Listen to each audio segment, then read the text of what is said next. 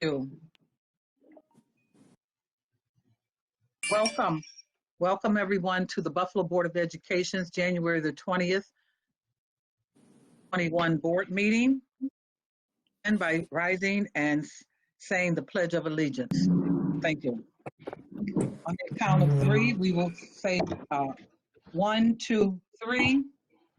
Pledge allegiance to the flag of the United States of America, and to the republic for which it which stands one nation under under God, God indivisible, with with liberty and justice for all. all. Thank you so much. Dr. Cash? Yes, Me? indeed. Can you see me? Can you hear me? Yes. Good evening, colleagues. That Pledge of Allegiance takes on special meaning today, this most glorious and inspirational day. It is my great pleasure to introduce a colleague to you. President Sharon Cotman gave me a buzz earlier in the day and suggested that we invite Karen Saxon to come and sing for us. She thought, and I certainly agreed, that what better way to pay tribute to a new day and a prospect for a brighter future for all of us and for this great nation.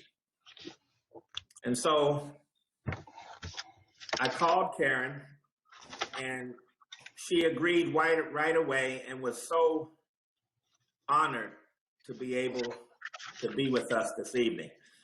So bear with me just a moment. We've jotted some words for Karen and then for the person who wrote the song that she's going to sing this evening, her choice. Miss Karen Saxon, vocal music instructor at Burgard High School, knows the power.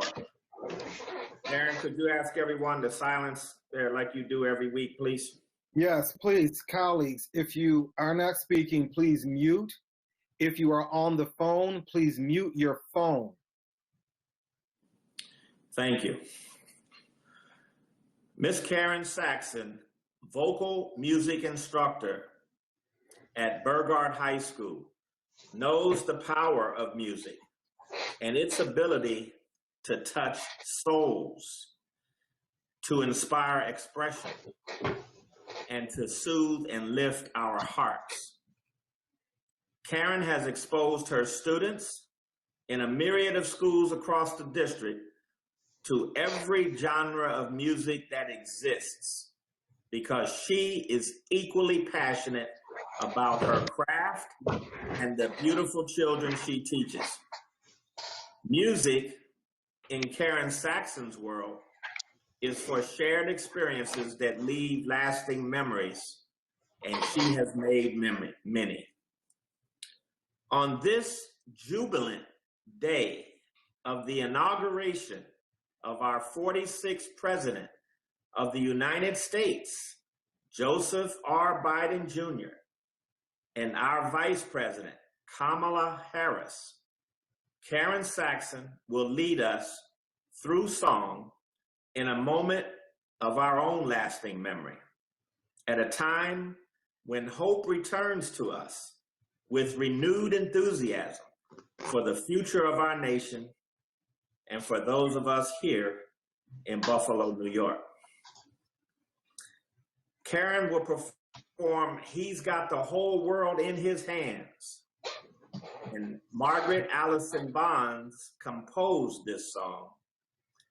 And she is an American composer, pianist, arranger, and teacher, one of the first Black composers and performers to gain recognition in the United States.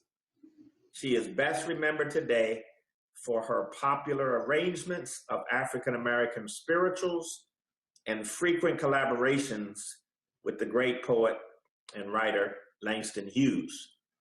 Margaret Allison Bonds, He's Got the Whole World in His Hands, now performed by our own inestimable Karen Saxon.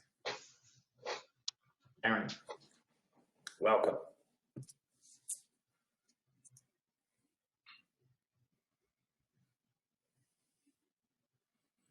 Karen, you're on. You're on. You're up. We can't hear you. You have to unmute.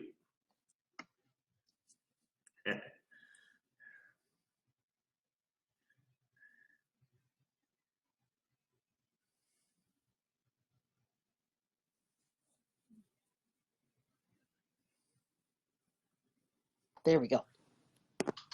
Can you hear me now? Yes. Welcome, Karen. Thank you, sir. And thank you, everyone who is here.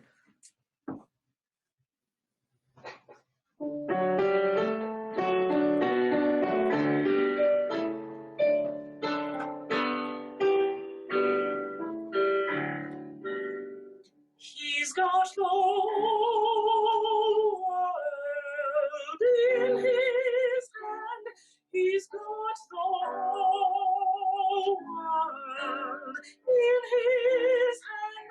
He's got the whole world in his hand. He's got the whole world in his hand. He's got the woods and the waters in his hand. He's got the woods and the waters in his hand. He's got the sun and the moon right in his hand. He's got the whole world in his hand. He's got the birds and the bees right in his hand. He's got the birds and the bees right in his hand. He's got the beasts of the field right in his hand. He's got the whole world in his hand.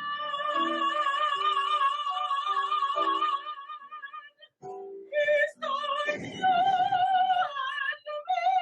right in his hand. He's got you and me right in his hand. He's got everybody in his hand. He's got the world in his hand. He's got the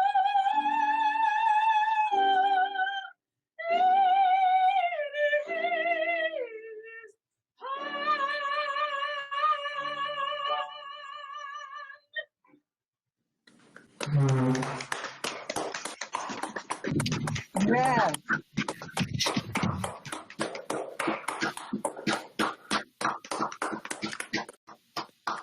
Karen, we love you and we thank you so much. You're a treasure. You are a treasure. Thank you so much. Thank you, Karen. Thank you. Thank you, Karen. Beautiful. Beautiful. We are so fortunate to have that type of talent in our district. Yes, yes, I don't know indeed. about you, but she chilled me. This has been one of those days that I'm sure I'll never forget. Of us will never forget. It has taken 4 years, has been very difficult years for our country, and chapter was turned, looking forward to new beginnings. As we approach this new year, January 2021, are entering on have a lot of challenges ahead of us. As Americans, I hope each one of us knitted forward and doing what we should do to make America of the free and the brave. forward to this year. We have so many things that we're going to accomplish this year under the leadership of Dr. Kreiner Cash and his staff. I want to assure our parents, our students, that we are committed to making sure that we do the best that we can possibly do for you every day in our district. We are the second largest district in New York State. It is not an easy task. We have the biggest targets on our backs in Western New York, and we continue to survive. But America has been through times like this before, not maybe as egregious as we recently have seen some of the things that have happened, particularly on January the 6th. But we have survived, and we will continue to survive. I'm thoroughly convinced that good will always triumph evil at all times, and that God will prevail and he will win. So with that said, some great things to be proud of. I want to quote Dr. King. Dr. Martin Luther King Jr. said, "Our lives began to end the day we become silent about the things that matter." I promise you that we will not be silent in this district about the things that matter. With that said, we are fortunate to have one of our board members, Terrence Hurd, initiated this kind act from Ben Means, who is one of our benevolent community members. Last year, I was with him at School 53. Coles, whose claim to fame is that Stephen was in her classroom, and Donna Habib's claim to fame that she also helped Stephen. Fran Harris, of course, who claims that she also had a part of it. So everyone wants a piece of this. I spoke to the principal, Denisa Thompson. She's very happy that is to bless us. This item is item 16A in our board. And we will turn the mic over to Mr. Means, and we will open up the discussion afterwards if any board members would like to speak directly with him. Stephen Means, are you there? The latest Walter Payton Award winner from Buffalo Public Schools, grown up and grown man who has these three women that attached to you like they're your second mothers. Are you there, Mr. Means? I was here earlier. He was here earlier. I don't see him now, though, unfortunately. So if he's not here, we will bring him on as soon as he's able to come on, if that's okay. But he was here. Mr. Means? Okay. Terrence, you want to reach out to him? Or should I call Brenda Coles and she'll do it? No, I'm just teasing. She just wants to brag. I'll give him a call now. Thank you. All right. So these are the things that happen when we're doing virtual. With that said, Ash, we're going to skip over to I have two significant items this afternoon under my update. I would recommend that, I don't believe we have a lot of speakers. I would recommend that we go with our speaker at this time, and then we will, then we can move on after that. Okay? I want to make sure that that he is reached out to. We can come back to him if after the speaker and my comments, then he comes on, then we'll take him on. We'll bring him on. Well, I agree, but I just wanted to make sure that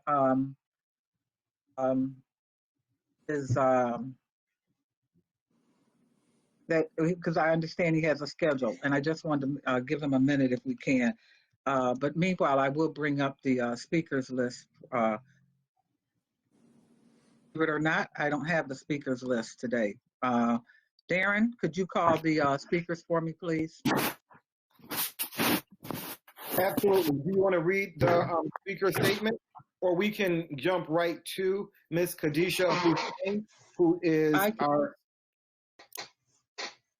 can read it if you want me to. If you feel it's necessary, I can. I have it here. Okay, if you could, and then I can go right into Ms. Hussein. Thank you. So at this time, the board welcomes speakers who have signed up to speak at tonight's meeting. Please be reminded that all speakers' remarks must be limited to 3 minutes or less. We ask that speakers be mindful that this is a business meeting open to the public and televised locally. Attendees and viewers include persons from throughout Western New York, including children. This board asks that speakers conduct themselves professionally and that their comments remain civil and courteous, bearing in mind that they will be heard by people of all ages. This is an opportunity for Buffalo's residents to address the Buffalo Board of Education about issues that serve the public interest and district mission. And the board asks that the speakers appropriate decorum. Thank you for joining us. Our first speaker, please. Absolutely. So this evening, our first speaker is Ms. Hussein, Advocacy for Multilingual Students. Ms. Hussein, you can unmute and then we will start your time. All right, hello, my name is Khadijah Hussein. I am a community health worker, a parent, a college student, and also helping raise and support school for my younger siblings. Yesterday, I was in a school health and wellness collaborative meeting. This collaborative is a place where parents, students, community members, teachers, district and building administration, and Board of Education members can come together and make sure students and their families are healthy, safe, and supported physically, mentally, emotionally, academically by using the district wellness policy and the whole child, whole school, and whole community approach as our structure. We met yesterday, and we would like to thank Board Member President Sharon Belton-Cotman for joining us.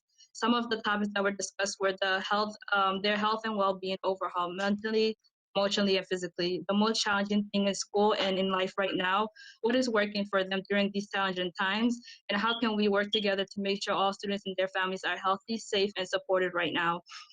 Many reported out that their health and well-being was okay, just okay, not great though. Many said that the most challenging thing right now are trying to balance and stay positive. Students said that the workload they're getting is a lot and hard keeping up with their grades. Students feel that teachers are not doing a good job, and it doesn't feel like they were trained to teach online. Some people reported that they are having no time for family because of the amount of work that they have to do. But what is working for them? They said that some people said that they're doing breathing time before bedtime, yoga, and yoga after they wake up, having connections with friends on weekends. And last thing is what can help. They said that having time between classes to take breath or stretch. I'm here today because our students and families are really struggling. I would like the district to reconsider the amount of work that the teachers are giving students and put a policy in place where students and teachers can have at least 5-minute break between each classes just to stretch and breathe. As much as education is important, there can't be any success if our teachers and students are under a lot of stress and are not mentally okay. Please join us for our next school health and wellness collaborative meeting and work with us to fully implement the wellness policy on a district and school building level. Our students and parents really need this type of support the most right now. Thank you. Thank you.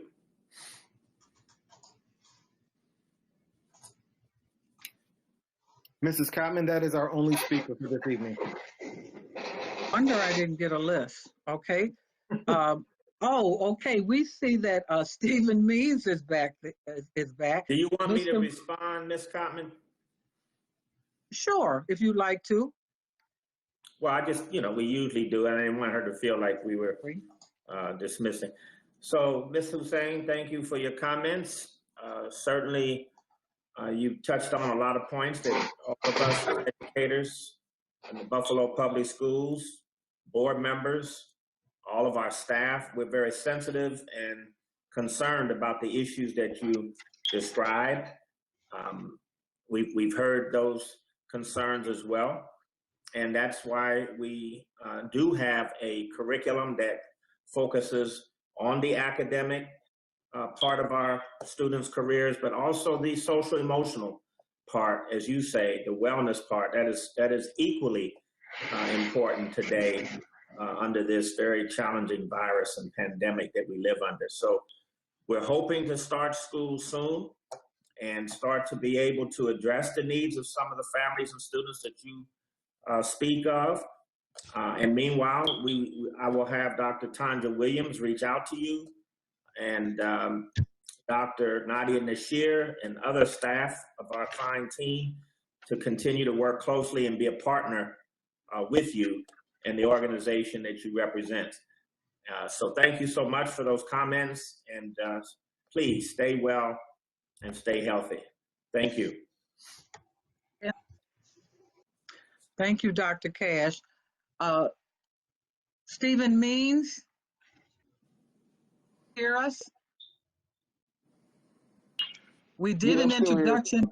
Okay, we did an introduction. I'll do it briefly. I shared with the board that last year when you were at School 53, I was there with your Buffalo motherhood, Brenda Coles, Delta Habib, and Fran Harris.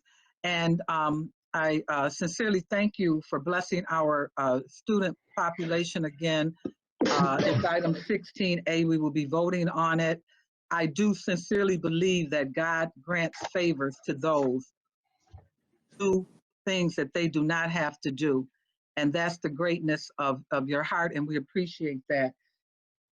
I want to thank Terrence Hurd again for initiating this. And if you have the time, maybe some board members may want to give you a shout out after you say what you have to say. So I'm introducing, not introducing, but our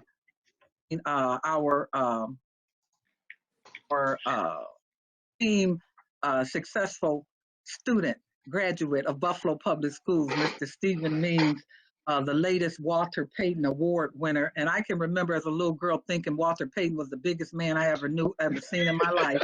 Okay, as a kid, I'm letting you know. I remember he played for the Chicago team, and as a kid, I remember that. And so what an honor for you. Please talk to us and share what's on your heart today for the Buffalo Public Schools and our board. Thank you. Yeah, no, first and foremost, I just want to say thanks to y'all. You know, God blessed me my entire life. Yes. And, you know, it seemed like I was surrounded by just a village, and you call it a motherhood. And you know, it was always a village around me of people that cared about me, loved me, and it was coming from my inner household, but it was also coming from the teachers at the school that I was at. And I just wanted to, you know, I just want y'all to know, like, y'all make a bigger impact on these kids than y'all probably realize. I remember teachers telling me over and over again, I'm gonna be special. I remember teachers telling me, like, stay out of trouble. Like, whenever I was getting out of line, they made sure they got me back in check. And you know, whether it had to be a phone call or a yoke up, whether they had to yoke me up themselves, whatever the case was, they always knew, you know, my potential, and so they always made sure I stayed on the straight and narrow. You know, stuff like that I never forget. Stuff like that I'm gonna always remember. I'm gonna always hold dear to my heart, and I'm gonna always, you know, remember in times like these when I have the ability to be able to give back. So I just want y'all to, like, never, you know, think that nothing y'all do is taken for granted or fall by the wayside, because it's all remembered. Like, you know, I don't even know how many years removed. I think I graduated in 04 from School 53, and then in 08 from Grover, and you know, I'm gonna still keep calling it Grover, even though I know y'all call it iPrep now. But no, but you know, I just want to say I appreciate y'all. I love y'all, like, wholeheartedly. I know I might not have endeared nobody on this phone call in the school atmosphere, but y'all all the same to me. Y'all all in one, and you know, I appreciate y'all, and just keep inspiring these kids, because there's gonna be more people that's gonna have success stories coming up out of here. All my teachers at 53, starting with Brenda Cole, starting with Miss Hall, Miss Wilson, Miss Rodman, you know, just the principals, Mr. V, like everybody, all the way to Grover. Like, those might be the best days of my life in high school. Mr. Everly, my principal, Tony Alessi, you know, my guy, you know, he was my football coach, but he still stay in touch to this day. Mr. Young, like, you know, just Steve McDuffie, you know, just Ron Riddick, a bunch of people that just impacted me in a great way. And you know, I just want to say thanks. Terrence Howard, I appreciate you, man. You always, Terrence Howard, my father, Terrence Howard, I appreciate you, bro. You always stayed on my side. You always continue to stay in touch, and I appreciate that. Love you, man. So much. Thank you so much. We appreciate you. No problem. Appreciate y'all. Thank you, A Mr. native Means. son. And you know what? We're expecting you to mentor our next successful football person, which will be McDuffie. Yeah. We are speaking that into existence. He will be drafted. He will be a success. We are claiming that on behalf of that child, and we know that Amen. you will support him in his efforts. So thank you. I believe that you have the favor of God on you, and that shined upon your life and throughout your life. And now that you're blessing more and more those who need it, you'll only continue to be the that you need to be. You will be that guy. Okay, thank you so much. Do any other board members want to give say anything to our Jennifer McCosey, then Terrence Hurd, so board member McCosey, then Dr. Cassie Evans Brown. So yes, how you doing, Mr. Means? This is this is big. I don't know if you may remember, I know you come to Buffalo and the whole world's at your feet, but I met you last year when you came to IPREP, that's my district. And the fanfare there and the way that you were, you know, so open to just talking to anybody who came up and spoke to you, it was just really refreshing to see. I wish you all the best. You know, this is yours. I'm rooting for you. And again, thank you. That donation is going to mean a whole lot to any of the schools. I went to Grover too for 1 year. Yeah. But it does leave a legacy in your heart. So good luck to you, man. And we're rooting for you. And I just really, you know, some folks forget where they came from. You definitely don't. And that means more than you know. Thank you. Thank you, Mr. Hurd. Board member Hurd. Well, you know, I'm gonna call you Reese. So, you know, you my heart, man, since you was yay high, you know. I just like everybody know that this man, whatever city he was at, played for a couple of teams, Tampa Bay, Philadelphia, now Atlanta. Each and every city he was in, he made a difference. And that's some of the things he picked up here from Buffalo. And I'd like to thank his mother, who was a youth leader with the football teams that practices every day with him, his father, Dip, everybody who was there, Vince, Bebe, but then also his father, Big Steve Means. Everybody probably know he was a firefighter. He's a retired firefighter here. He helped mold this young man to what he is now. So he's a retired firefighter that's highly accomplished and honored.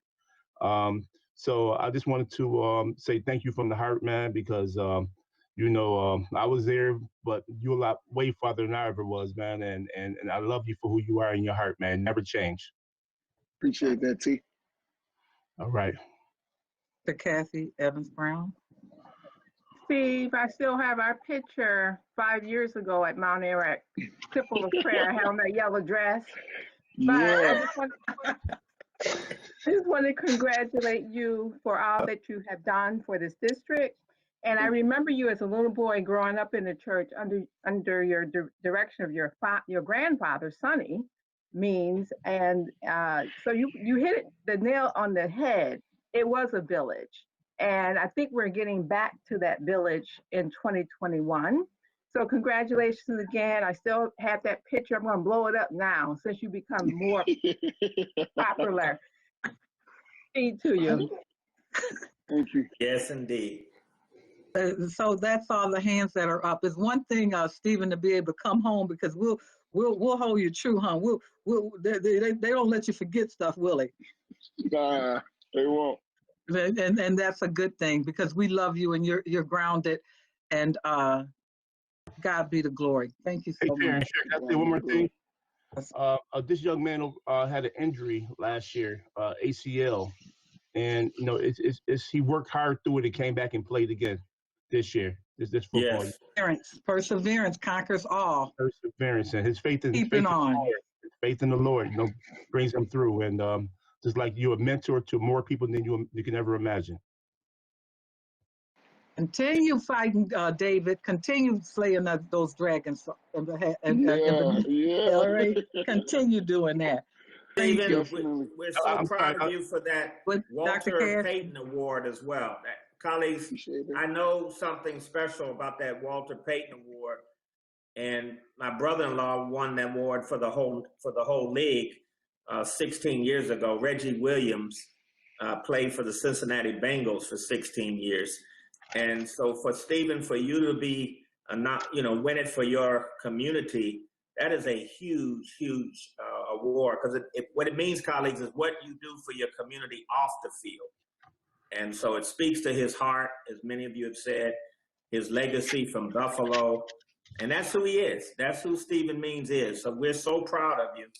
And our children, our young people look up to you. So just keep being you, and we'll all be the benefactor.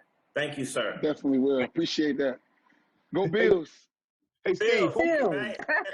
Yeah. Bill. Hey, Steve. Yeah, what's up? Support? Huh? All right. Who's your organization of support of choice that you support? What you mean? I can't hear you. Who's the organization that of choice that you support? You talking about like around the city? Yeah. For the Walter Payton? Yeah. So with the Walter Payton, I chose to go with School 53, my public school that I grew up in, and then Grover Cleveland, my high school, and then I also donated to one of my teammates' foundation with prevention of suicide and mental health awareness. He had a situation growing up in his life where that was the case for him, and so when he made it to the league, he made it a point of his to really fight to not allow people as many people as he can. So he speak to the youth, and so he told me that once I donated the money to him, he said that it might be able to pour into Buffalo if he was able to get in contact with people around to be able to talk to the youth. He create like free counseling sessions, therapy sessions for kids to talk to, so that way they'll be able to like get all their feelings and emotions out before they go and pour it out on the street. And so That's I really feel like big. those three foundations right there, just staying to what I'm true to, back Grover with Pizak, Sean Ryan and all those guys, and then back to 53 where like I said, the village was created for me. I feel like those three especially those two back home gonna always be the pivotal stance on where any donations come from. And hopefully I was talking to Miss Cole, and she the one that actually started it, and she kind of told me all of this beforehand, and I was like, kind of leery about trying to start a foundation or trying to ask certain people certain things, but I'm gonna try to make it as big as I can next year, and I want it to grow, and so I'm gonna try to challenge the city, people around the city, to help in that way, where I throw out a crazy number, and hopefully we can get to that, whatever. I might even try to figure out a way where I can say, however much we donate as a city, I'll match it or something like that. But I'm just gonna keep going with it and keep, like you said, keeping God first and really, appreciating and being grateful and having gratitude. Thank you. Make sure I get that link. Make sure I get that link. Stephen, one more Stephen, board member's hand is up. What I heard Mr. Hurd saying to you, let us know how we can donate to that organization, because we want to help you make it grow. And Okay. you lead us, but we all want to donate and contribute to that cause, because hearing you describe it is really, really important, and you're spot on with what you're doing. So if you let Mr. Hurd know, how we can donate and contribute, then we most certainly will. Okay, thank you. Appreciate that. Board I'm member gonna hold you to it. I'm Macuzzi. from Buffalo. Right. Okay. Hold on, Steve. One more person, one more board member wants to say something. I just wanted to put out there too that if anybody has been paying any real attention, the Bills Mafia is really donating in major ways to everything and everybody. And you being a Buffalo boy and making sure that you're doing what you got to do for our city, man, I would tap into that network something fierce. And I swear you will be blessed, because they are, That the Bills Mafia is more than just a football squad, man. I'm a proud member, I always will be, but I'm just saying they're doing right by anybody. You ain't even got to be from Buffalo, and they got you, so you're in. Hey, all right. Thank you so much, Stephen. And you don't have to be a stranger. If you want to come back and talk with us at any given time, door is always open. Okay. Okay, definitely. I'm gonna need some advice. Hey, you know, I'm gonna connect up with you. You know what? All right. Okay. Okay. All right. God is good. Thank you. Yes, Okay, he is. Dr. Y'all have a good one. Cass. 2, continued health and safety. Yes. Your turn. That was a great. Thank you, Stephen.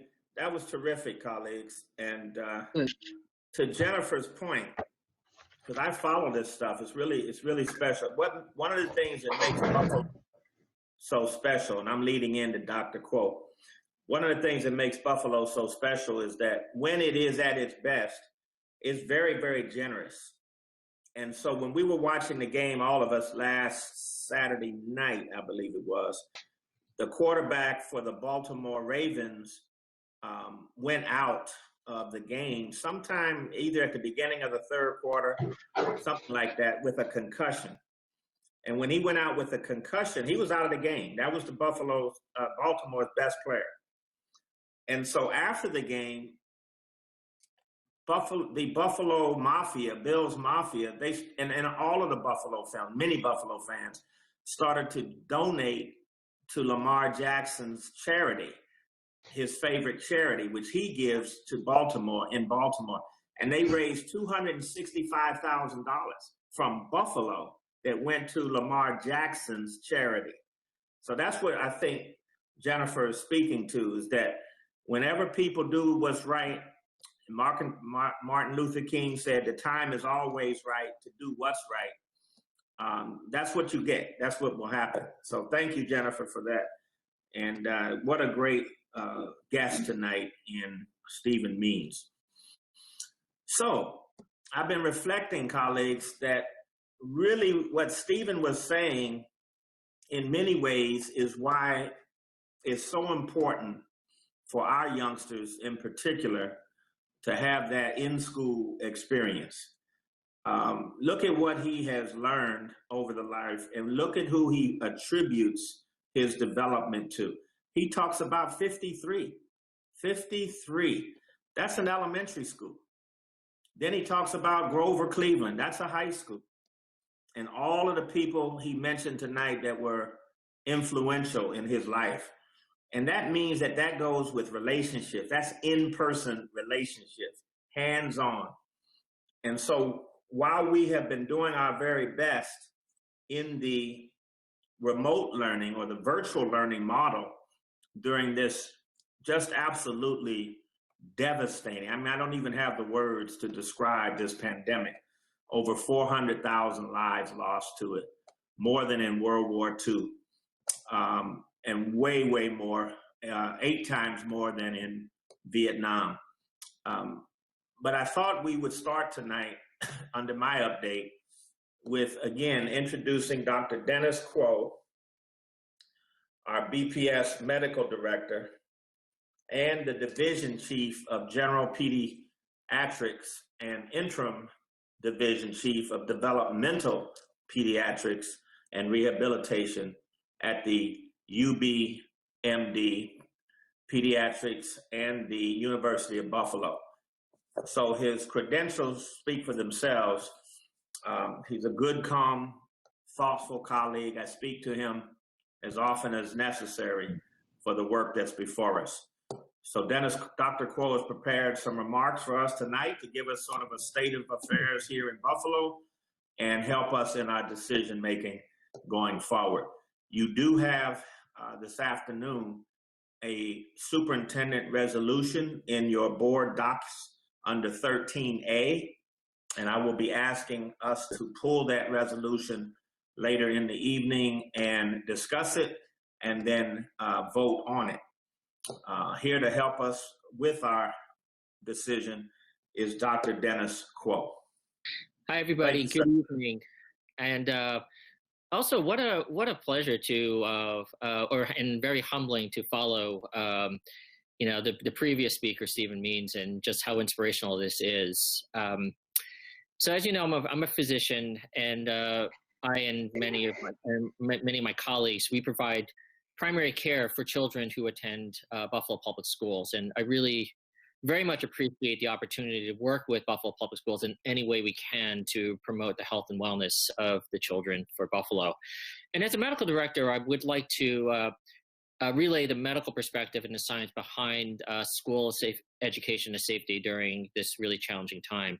I think everyone has heard that the American Academy of Pediatrics recommends the goal of in-person learning when it is safe and it is practical and able to do so, which of course means it needs to be planned and deliberate, informed by the science and adhering to best safety practices. As we know, these are really unusual times, and health education and safety are not mutually exclusive. Given the circumstances in the fall, I firmly believe the right decision was made.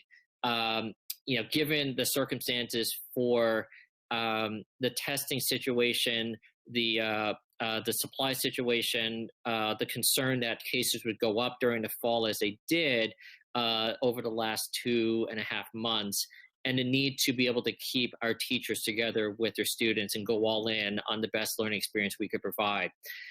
So now the circumstances are different. The cases are starting to come down.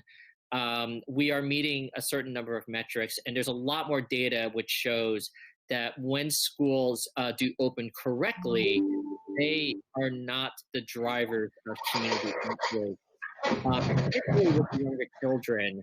And these are studies that come from around the world, as well as more experience that we're seeing in the United States. Some of the highlights are that the children, especially the younger children, just don't seem to A, get sick in large or significant numbers, and B, they seem to just not pass it around to each other or to their teachers or staff or anyone in a school setting. The adolescents require more precautions, but as a general rule, the children are not the source of outbreaks. Teachers and staff require a little bit different consideration, as we know that adults do get sicker in larger numbers than children do. And, when we see any transmission with the schools, there's a higher likelihood that it's coming from the adults in the school.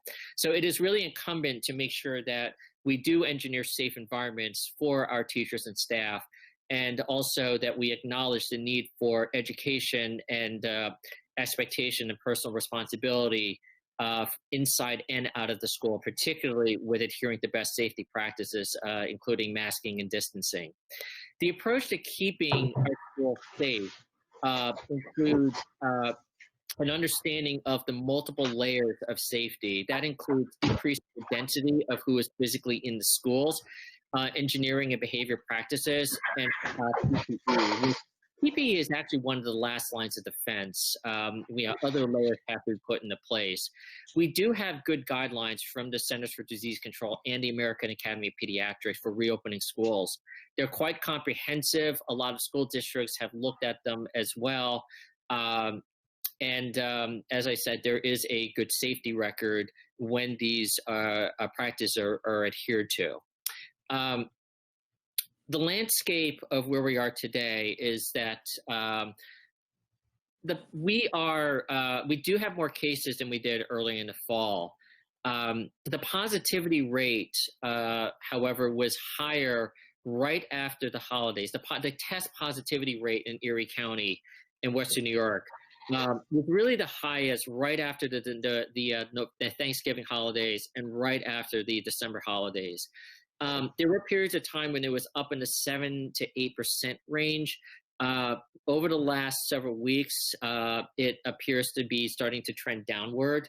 The 7-day positivity rate is now in the mid 5% range. One number that has been circulated around New York State and the United States was that if test positivity rate hits 9%, then that's kind of a hard line. Either that hard line, or if we are heading in that general direction. We're definitely not near 9% test positivity. We're definitely not accelerating towards it. The hospitalizations in Erie County are still at a relatively, a decent volume. They are looking like they have been coming down relatively slowly, but they are definitely not trending upwards either over the last several weeks. So we have, what that all means is that the cases in Western New York are not spreading like they were, even 2 or 3 weeks ago. Definitely not like they were in November and December when they were just spreading very rapidly. So it's a stable environment. And when you couple that with the knowledge that when schools are opened in a safe manner with appropriate practices, that they do not drive outbreaks. And so that's really the landscape. A word about the vaccines, because vaccines, as we know, have rolled out across the country. There are supply issues for the vaccine, and we are working to see if there are ways to encourage and facilitate vaccines for our educators. I do not think that we will have enough vaccines for all of our teachers and staff, in the next couple of months. That is not under our control. That is a federal and state supply issue. Regardless, there's also very wide understanding that for the next several months, and we're talking all the way up to the rest of the spring and probably even to the summer, there's not going to be enough vaccine around the country to be able to achieve herd immunity, or to the point where the virus just goes away because there are enough people who receive the vaccine. So in the next several months, we need to act like there is no vaccine. It is going to take time for us as a community to get the vaccine out there where we can achieve herd immunity. But that also means that opening the schools to in-person learning is a process. It is not business as usual. It is, how do we open it safely with the approach that we are not yet vaccinated at a level high enough. And as I mentioned, there is data and practices that it can be done safely, but it is a process. We know how important it is for all of us to be working together in this area, to be able to work in partnership, you'll be able to put together the health and safety guidelines along with our the need to provide the best education for our children. So I want to talk a bit about the measures that we have been taking over the last 2 months since I last appeared in front of this board back in November.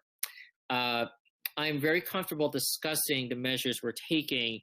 And back in November, I said that I was hopeful that I would be able to appear at a point where I knew that the cases were starting to come down and that we would have our policies and protocols in place. Where we are today is that we have been looking at and implementing the CDC and AEP guidelines for density in the classroom, spacing, cleaning, PPE, making sure we have the appropriate supplies. We have been in touch with the Erie County Department of Health. We've had multiple discussions and meeting with them in partnership. The things that we have discussed and have put into place include the reporting mechanism. So there was communication about cases that may pop up. Training in contact tracing, training in reporting, training in education about protocols for safety for teachers and staff and families, with the understanding that each school will be assessing what is best for their own school, but also adhering to the best safety practices and being well connected with the Erie County Department of Health. New York State, for schools that are in an orange zone, has protocols for testing and reopening, including rapid tests to ensure the infectivity rate is low. That means 20% of staff and students over a month period have to be tested, and their positivity rate has to be less than the community in order to remain open. The supplies are ordered, supplies are here in the district. The testing, training is ongoing. The PPE is being delivered. We are looking to begin, even though it is not required to test before the schools physically begin to open, we are looking to start rolling out the testing next week. in order to make sure that we have everything up and running on time to be able to give us the data that's necessary to say, yes, we are safe in Buffalo Public Schools.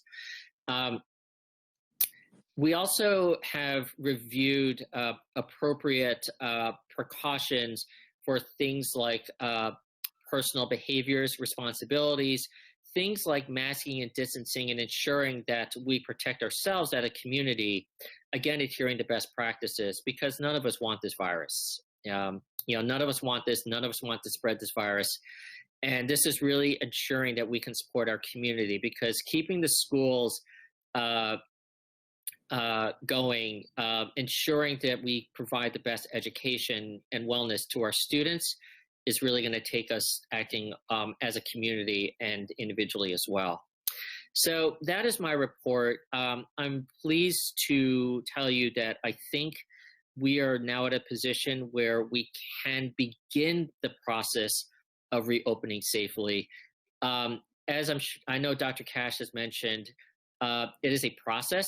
It is not like the schools open all at once to every student. We are looking at density. We are making sure the schools have all the appropriate tools and processes to be able to open as a process. And we have all the processes together to work with the county health department, with Erie County Department of Health, to be able to provide enough surveillance so that if there are issues, then we address, or if there are no issues and we don't find anything, that we continue rolling along. So I'm happy to take questions.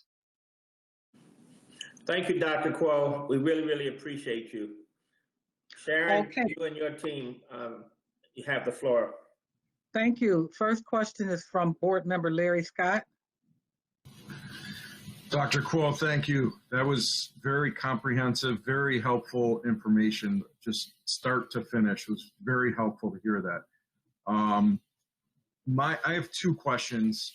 One, what is your opinion on the rapid random testing that schools are expected to do, considering that some of the research shows that it can produce quite a bit of false negative for asymptomatic cases? And along with that, under New York State requirements, they are not including test results that are done outside on your own that are producing those positive results when they're looking at the total number of 9 or the percentage to close a school. I'm just wondering if you have a different take on that than what other districts are following from New York State guidelines.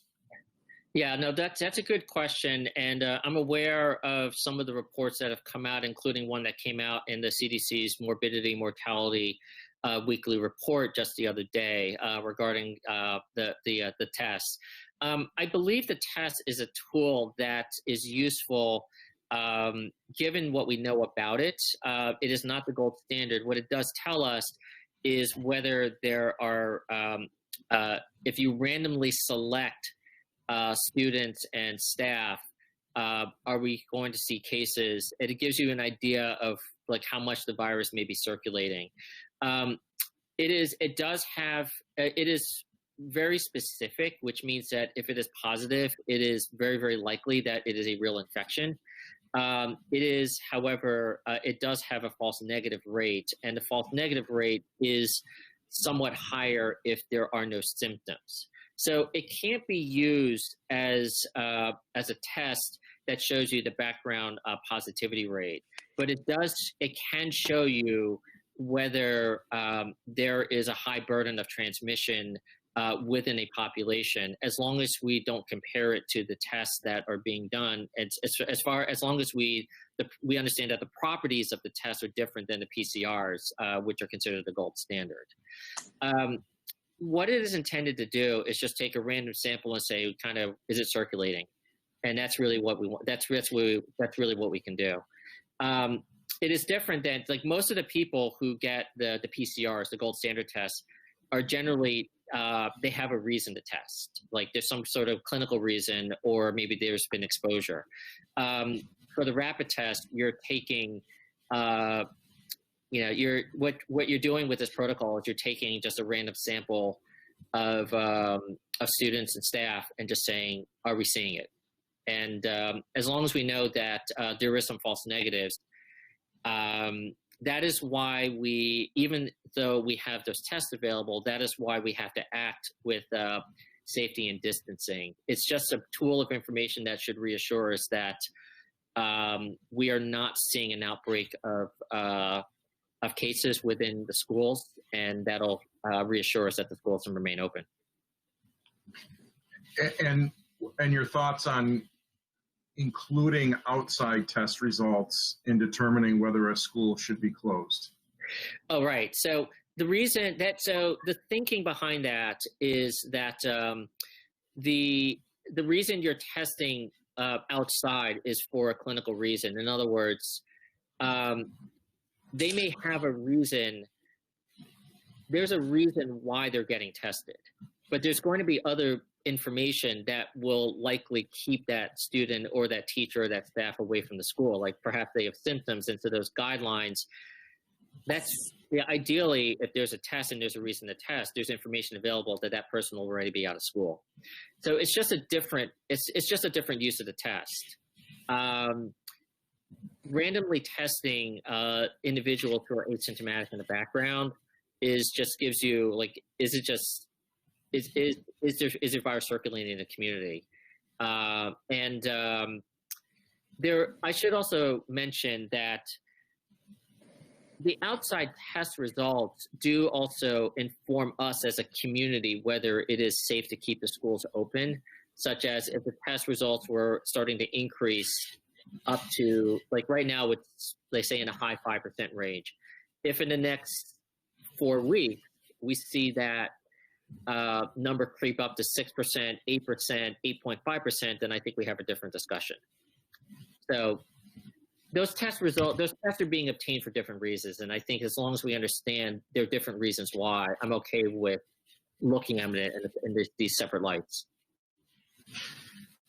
Thank you. And my last question has to do with vaccinations. I inquired with Dr. Cash last week about having the vaccination accessible to our staff from the district. And he had mentioned that he was going to be talking with you about that. And you obviously referenced the major challenge there. We're relying on the federal government and the state government and probably the county as well. And obviously the supply isn't there. The one thing though I'd like to ask about, I had heard that our school nurses haven't all been vaccinated. And I'm wondering, because they're going to be closest to, they're going to be most at risk when we begin in person. And I'm wondering if we can at least guarantee that our school nurses have the opportunity to be vaccinated before we start in person. Yeah, the decisions of who and when to vaccinate lie at the state level. I've had some discussions, actually I've had many discussions at the county, and I've also started to reach out to inquire if there are private partners that could work with us. But at this point, I don't have anything to report on that front. But the decisions on who to vaccinate lie at the state level at this time. I think these are ongoing conversations. I also do think that as part of, if you refer to the school nurses, I mean, there's a certain amount of personal protective equipment that needs to be prioritized to those that are deemed at the highest risk. I also should point out that as of right now, we also do not know, whether the vaccine, how well the vaccine protects against those that are asymptomatic, and whether it can present, we know that the data presents that the manufacturers have presented looked at symptomatic disease as the outcome, and not whether they were asymptomatic carriers. So even when the vaccine is rolled out, we still at this time have to act like the virus is still circulating freely, and so that doesn't make a difference. I do go back to reassurance that districts around the country that have gathered data have not shown that our children are passing it to any school staff as a general rule. There's always very, very rare exceptions, but as a general rule, the children are not the issue for our teachers and staff. Thank you, Dr. Quill. Thank you. Next board member's hand that was up was Board Member Terrence Hurd. Yes, thank you. Thank you, Dr. Cole, for your very detailed report. And I, as myself, and I'm sure as many community members, I'm happy to hear such a great report about the reopening of schools. I have two questions. One is about the transmission of the disease. I'm glad to hear that you said that children are not the source of the outbreak, or shown not to be the source of the outbreak. And my concern is children bringing COVID-19 virus home to their parents or grandparents or their caregivers. And I know that some of our children live in impoverished areas, and I'm concerned about the wearing of the same clothes. Maybe first, let's say jackets. You wear a jacket inside and outside the house on a consistent basis without it being washed. Can it be transmitted into the school, or will that be transmitted back to a home to their loved ones? Or just a change of clothing. Our children may not have a couple pair of pants or shirts or things like that, or not able to wash them on a continual basis. What's your suggestions for that, or how can we move forward in a safe manner? Okay. Regarding specifically clothes, there's actually really no evidence that the virus is transmitted on clothes. I actually have a two-part answer to this. So regarding clothes, actually no evidence that it's transmitted on fabric. There have been studies which show that the virus can be recovered and is viable on solid surfaces and perhaps for a short period of time on fabrics, but it also degrades relatively rapidly on fabrics, and no one has, to my knowledge, has shown that it's really transmitted through fabrics. But also to do so, you have to assume that it's not only viable but can be passed on large amounts. And what the data has shown at this point is that the virus transmits at close contact on large respiratory droplets, with more rarer but still possible cases of it being airborne, which means that distancing and ventilation and masking are your best bets. The other statistics that I would show that are interesting is that the virus right now in Western New York is actually relatively well spread throughout the entire county.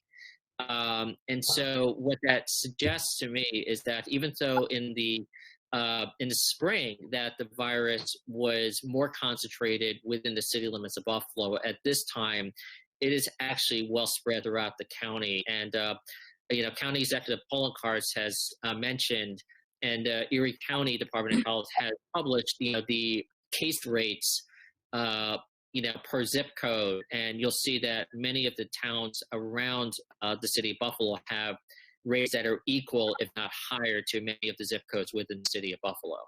Now, within the city of Buffalo, there are still areas, including the East Side and the Riverside Black Rock area, that tend to be on the higher side. So there is some unequal distribution within the city of Buffalo. But what that tells me is that it is gatherings, mainly gatherings of individuals that are unmasked, that are actually spreading this virus and causing the load. So I would be reassured that I do not think the clothing is an issue. I would use this data to also inform us that it is behaviors of individuals not adhering to practices such as masking and distancing that is actually driving the outbreak. So the schools are not the source. It's actually gatherings outside the school that's really the issue. Okay. Thank you. Thank you for that answer. And my second question has to do with safety and wellness. Western New York has been deemed, a high area for liver disease, kidney disease, heart disease through chemicals from old factories and other irritants in soil. My question is the safety. Maybe is there a material safety data sheet or something we can use to analyze how much chemicals that we use inside of our classroom, and also the using hand sanitizer, antibacterials, and the effect that they have in long term and short term, in adults and children, and how much our children be exposed to in a week, in a month's time, or in a year's time. Yeah, that's a good question, and that's something that I would want to report back to you on that personally.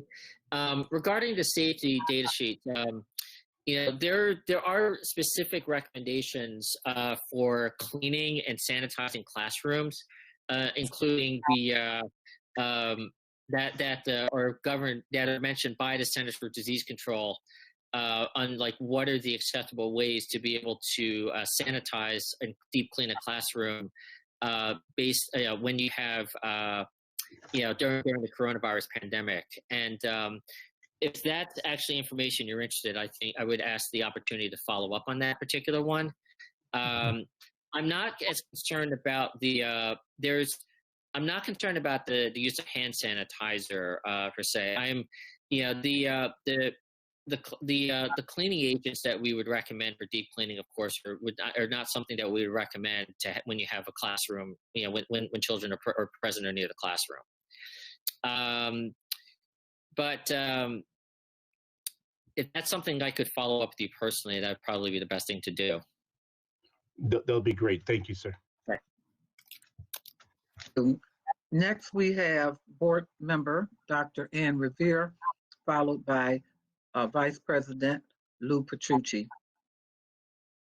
Thank you very much. Thank you, Dr. Kuo, for all of the information you gave us. I have just a very high-level question in response to community concerns, which is that members of the community think about all the various touch points that happen in a school building during the day. In your opinion, can we mitigate some of those touch points through cleaning, through sanitizing, through working with the populations in the building between the adolescents, the children, and the teachers in order to keep our community as safe as we can be? Yeah, so the answer is there's absolutely many ways that the risk can be mitigated. I would actually begin by saying that you have to start with the density of who's in the school. I mean, if you come back to a school and you find that our students are sitting, 2 feet apart, then there's no cleaning that will make that environment safe. So we also know that the density is probably the most important factor. And from there you can build on the masking and that's when the cleaning begins to show itself. There are protocols for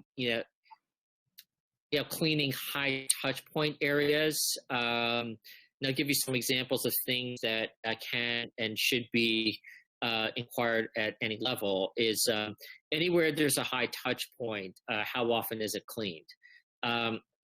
Just as an example, there's a difference between daily cleaning. There's a difference between cleaning, in the middle of the day, and then the deep cleaning that you would expect, but you don't want students sitting around.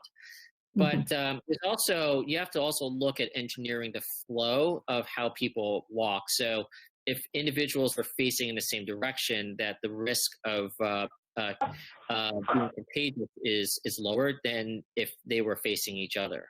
So all of that can be engineered. And so your safety practices have to involve everything from the density to the way that desks are arranged, to making sure that individuals are walking, if possible, to walk students in the same direction to the extent possible. But that's an area where every school has to see what's considered, because if it's not practical, then they have to try to stagger when students are out in the hallways. And so those are all things that can definitely be mitigated. That's part of the multi-layer response.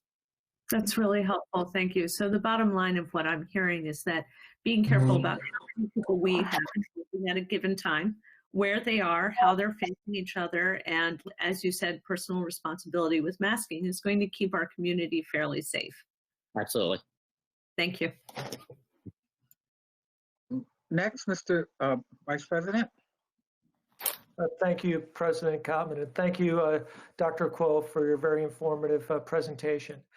I just have kind of, not quite the hypotheticals, I hate asking hypotheticals, but provided that our numbers stay the same or lower as we go forward, and we go to look to a second phase or a series of phases do you have some general recommendations as to what the best practices would be as we look to open up more fully? I do, and I think I should start by saying that we have to assume for the time being that there will not be enough vaccine, which means that we have to think about that we have to continue to operate like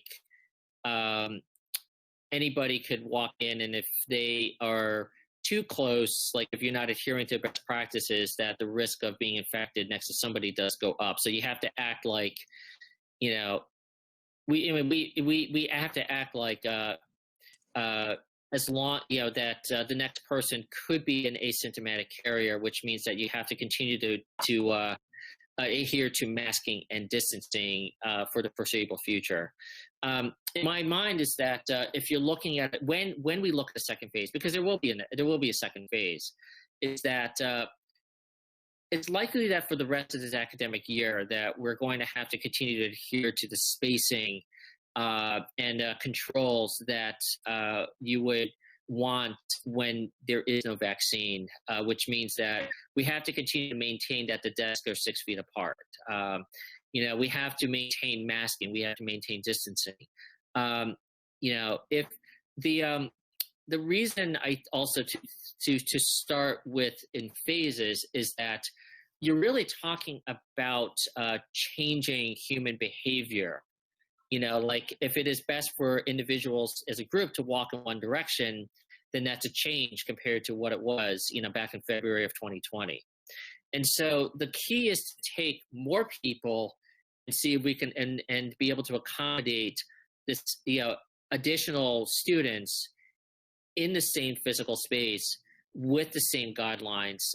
And that is likely going to continue to, in my opinion, it would be very difficult to open 5 days a week, for example, under the circumstances. And so I know that it's pretty unusual to find a district right now in New York State that is, that has found a way to open 5 days a week. There are, that's where the hybrid model comes from. So I think it's going to basically be more of the same of what we're doing today. And it's a matter of, but once you increase the sheer number of individuals physically in a school space, it's a matter of how do you accommodate more people, but have them adhere to the same guidelines. Thank you very much. Greatly appreciated. Thank you.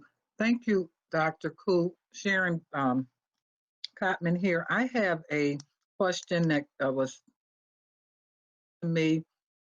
Ask the good doctor the impact on public transportation with no control gets on the buses with our students.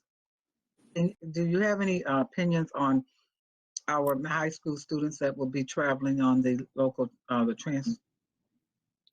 I do. The high school students, so first is that when we're in an reopening phase,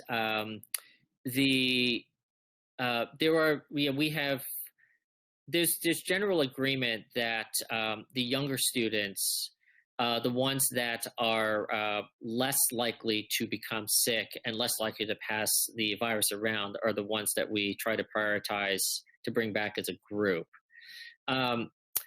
What that also means is that when you start bringing the high school students back, we recommend bringing them back in smaller and manageable numbers. So that that also affects the density of those that have to travel along with public transportation and other considerations. I do think that the students, now that masking is in the city of Buffalo pretty well accepted, the chances that you have students in a fully masked environment is going to pass it on is actually relatively low.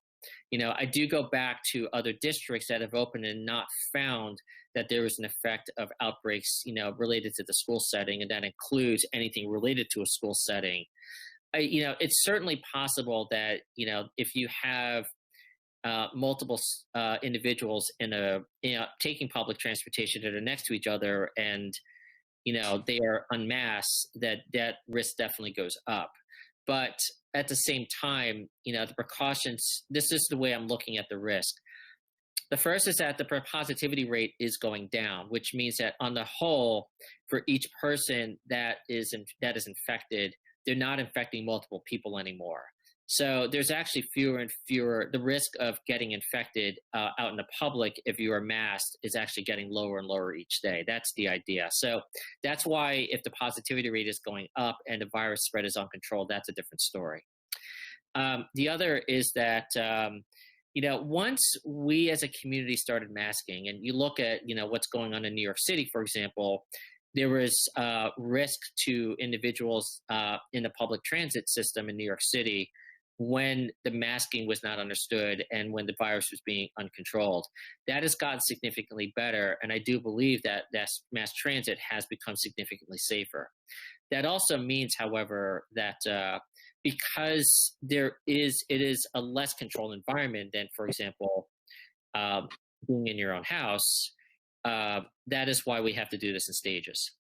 And I do think that an important part of this is having that surveillance mechanism with the contact tracing, with the Erie County Department of Health, which is what we've been working on over the last several weeks, so that if we do find that there is a risk to emerging to our high school students, we'll catch it.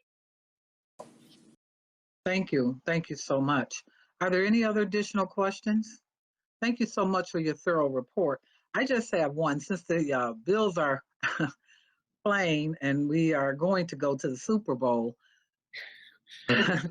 first we're going to get this game one at a time, and then we're going to the Super Bowl. Expecting cases to increase due to those social gatherings. I'm sorry. So is it, do I expect that there may be an increase due to social gatherings? Hard to say. I certainly think that the risk is there. I'd like to think that Bills fans are responsible. I know that at the stadium that a lot of precautions were taken, and there was a significant amount of testing done before the Bills games, and that was required. So, and the positivity rate for individuals entering this New Era field was actually lower than expected for the general population. So I'm hopeful. I think that one thing I would point out that supporting and celebrating the Bills was also done in in consultation and in thoughtfulness with the county and the state. And I think that that in itself being a controlled process should make us hopeful that we as a community were responsible. I do think that we have to watch what happens to our positivity rates and our cases over the coming weeks, but that would have been the same no matter what we did. Thank you so much. Mr. Cash, it's back to you. Yes, thank you. Dr. Quo, one question. I really appreciate your ongoing support, and I know we were going to try to get some testing done even before school starts. Staff, I think we can do fairly readily. Do you have any comments about where we are as a team on that? And I really do want you to try to see if you can get 50 vaccines for those nurses at the very least. This vaccine thing is an equity issue. We're finding that some people are getting it and some people aren't. And I just would want you, as much as you can. Yeah.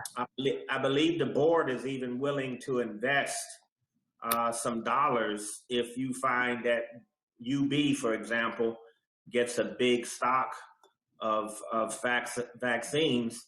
Can you and your team help vaccinate Buffalo Public school staff? Because to me, it's a fragile issue, Dr. Quo. I believe you say hospitalizations are fairly level right now and they're fairly stable. But what folks don't realize, and President Cottonman says it a lot, is most of these districts are 1 and 2,000 student districts. This district, when you start talking about families that live together, people that are 1 degree of separation from one another, you're talking 40,000, because 32,000 students plus 7,000 staff. Now you're at 40,000, and each of those has 1, 2, or 3 significant others, usually living near or within the same households. So you can quickly get to 150,000 people that are the Buffalo Public School families, maybe even higher. And so when you're talking about that and we start getting cases, because we're going to get cases, then you can quickly have your hospitals overwhelmed. Perhaps the rate is what it is in large part because we haven't opened. Now, again, I'm trying to open. We want to open. Yeah. But when you have one of the largest entities in this region open, and then you have many cases, won't that have the possibility of overwhelming your hospitals? And then once again, we're in a position where we'd have to close. I just want to hear your professional take on sort of that exponential concentric circle growth around this once we open. Yeah. So back to the vaccine for a minute. That is one of the issues that keeps me awake at night. You know, I think that the challenges of getting supply from the federal government and the state, you know, being one major issue, probably the biggest driver. Given the scale of how the vaccine has to roll out, I do think that this is something, you know, that the landscape of how we get vaccine can literally change day by day. We are at a point right now where it seems like we've gone backwards because the county has had to cancel numerous, you know, vaccine appointments, but there will be days when we'll find that there's a supply that just materializes. We'll have to jump and get the vaccines out. This is an ongoing issue. This is definitely not my last word on the issue. I think I've had some individual discussions that I'm still making phone calls and trying to inquire about partnerships. And I think there's some additional conversations we'll have that will, you know, advocate for our staff and our teachers to be able to get, you know, to be able to get access to the vaccine. So this is definitely not the final chapter by any means. With regards to the potential for growth, you know, I think we have to look at the experiences of schools around the country that, you know, did open, and there has been some variation. And when they opened without adequate controls, they did not do as well. And if they opened with adequate controls, they did well. And, you know, if I'm reassured by having the data and the guidelines that not only are we also opening in a controlled manner, meaning that we have to start with the background positivity and the distancing and the controls, that we have the surveillance to try to pick up any signals before things get out of control. You know, and that's where the partnership with the Department of Health comes in. As far as the surveillance, you know, once we obtained, you know, the partnership with Erie County, you know, to utilize and obtain the limited site laboratory license, we jumped on getting our supplies and our training as quickly as possible, which of course took a matter of weeks, and we've been working on it pretty much continuously since we saw the opportunity, and we're very grateful with the county's Department of Health in working with us in this area. The training, the PPE, all of that is still ongoing, and you know, we feel that for staff that we are moving rapidly to try to get that testing done, you know, to be able to start doing some testing by sometime next week. Whereas it'll go into the number of tests that we want to run to keep the schools open, which is 20% of students and staff over a 4-week period. The reason is that we want to, the reason to aim for starting it next week is so that we have that process up and running and good to go, particularly when the students come back in person, and we can begin to start testing, the students while they're, and start selecting students while they're in the school. So all of the pieces were there. There were a lot of partners that came together to make this work, and all the pieces are there. So I think that we have to use all of our relationships to be able to keep track of who's getting sick, and be able to also, more importantly, figure out whether they're happening in the school or whether they're happening outside of the school. And I think the processes are in place to enable us to do it. Great. That's great to hear. Thank you. Dr. Terrence Hurd, Board Member Terrence Hurd, hand has gone up. You have a question, Mr. Hurd? Yes, Dr. Cole, one last question. And it might goes to the superintendent also. I know we mentioned that right now, Erie County is about 5% positive with the COVID virus. And that comes from the tested amount, people that were actually tested. What would be our positivity rate inside the Buffalo Public Schools before a building closes or we have a class isolated? Okay, so let me repeat the question. The question is, if we're sitting in the 5% positivity rate, the question is, by comparison, how would we evaluate an individual classroom? A classroom or a school building, about a positivity rate before we isolate a classroom or any children or teachers or the building itself. Okay. I wouldn't put a specific number out there because it actually depends on the contact tracing that happens. If we find that there's an outbreak in the school, within a classroom, like if we begin to find cases being transmitted within the classroom, then that would justify, shutting down a classroom or discussions about whether the school, would need to be closed. And that would be done with the county health department. But if you have, 2 or 3 cases that with contact tracing are, found to be outside the school, then the school would not need to close, nor would the classroom need to be closed. So as part of our training, the county and our nursing staff have been working on reporting and contact tracing, and that determines, and that gives us all the information as to determine if a classroom is safe. So it really depends on the contact tracing. That's why I would say that's not a positivity rate. It's, do we see that is there transmission outside or inside the school? So I'm sorry. So are we expecting a 3rd, 4th, 5th grader to be able to participate in contact tracing? Give us a specific actual number of people they've been around or who they've been around? Well, that's when you start to, if you have in the contact tracing, if you have a student that was positive, then you have the county, the school and the county will work together, and then you have to trace up to the family, and then you have to trace to see what happened in the schools, and the school, based on the data that actually the county has already worked on and received, it is, if you're within 6 feet of an individual for 10 minutes, and that's considered, for at least 10 minutes, and that's considered a test positive, that's considered a positive exposure requiring contact tracing. If you have students who are masked and seated 6 feet apart, then the chances that one student is going to pass it to another is virtually 0.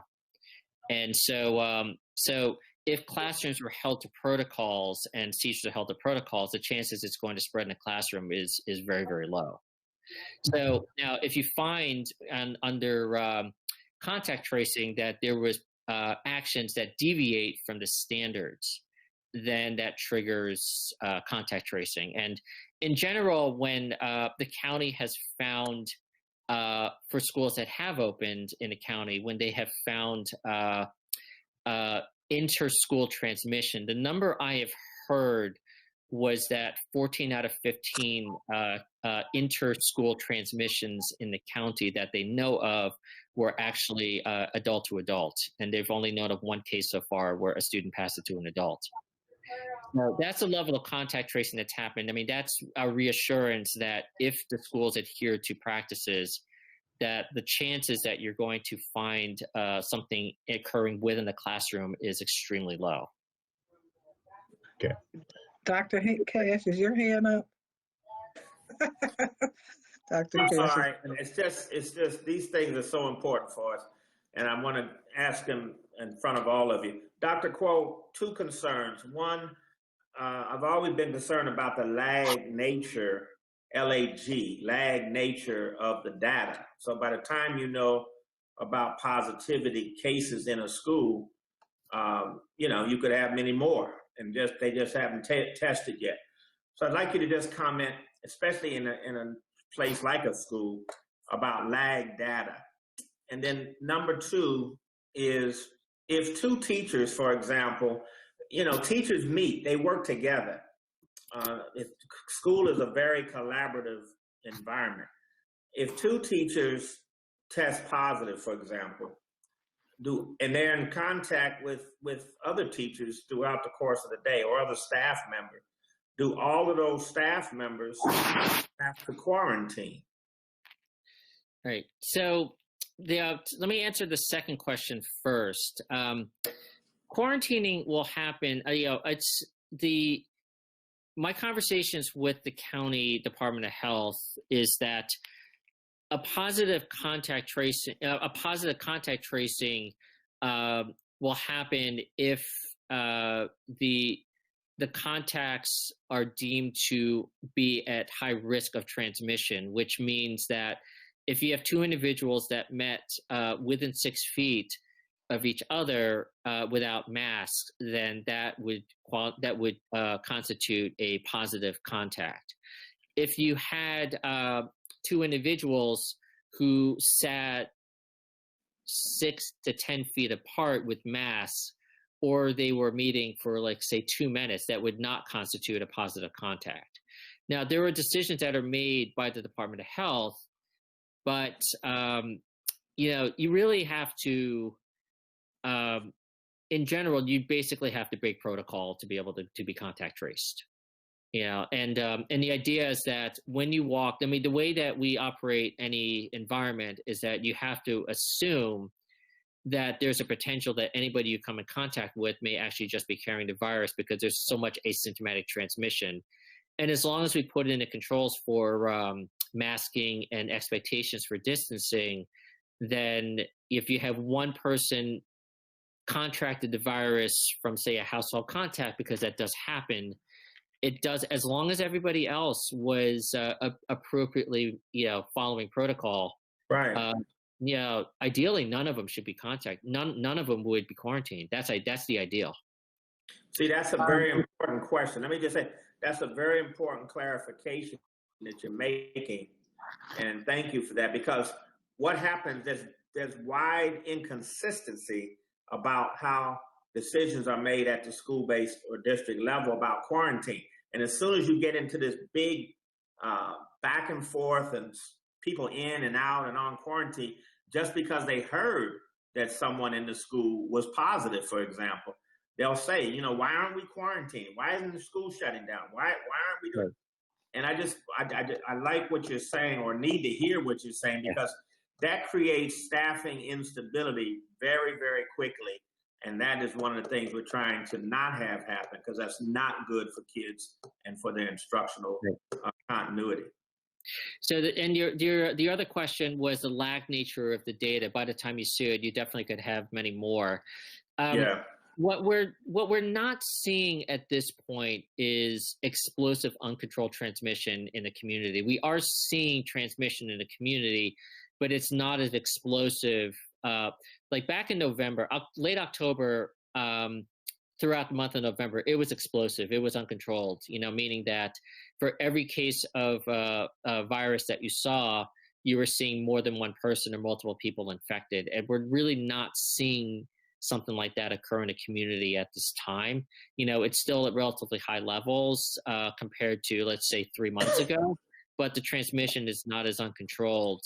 It's quite stable compared to especially compared to where it was 2 months ago. The lag nature of the data is concerning, but but it just means that we have to act like every potential person could have the virus, which means that we have to take precautions at all time of masking and distancing. And you know, I think there is sufficient experience from around the world and in other parts of the country, you know, which show that we're just not seeing explosive growth in schools by any means. Like when you have a case that pops up in the school, as a general rule, it's coming from outside, or if it's coming from inside, that there was a breach in protocol. And when you have a stable transmission rate, particularly as it's coming down, so it's not, you know, uncontrolled explosive growth in the community, the protocols should keep our staff and our students safe. That's really the bottom line. Now, of course, we will continue to watch everything, but that's what the experience has shown. Got it. Thank you. Thank you so much. Very helpful. Very much. We appreciate you. Stay safe. Thank you. Okay. You're very welcome. Thank you, Dr. Quo. I'll be in touch. Okay. Thank you. Bless you, Dr. Quo. Yep.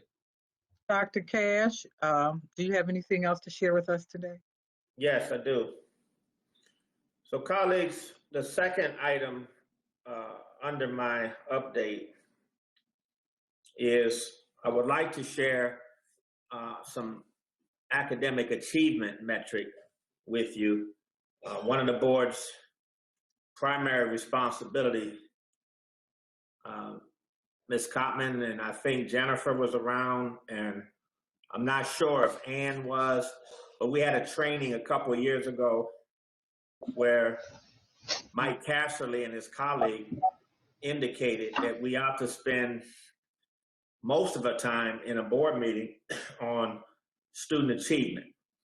And recently, we had the release of some student achievement data that in a school system is the most important metric in a school system that is pre-K to 12. And that is your graduation rates.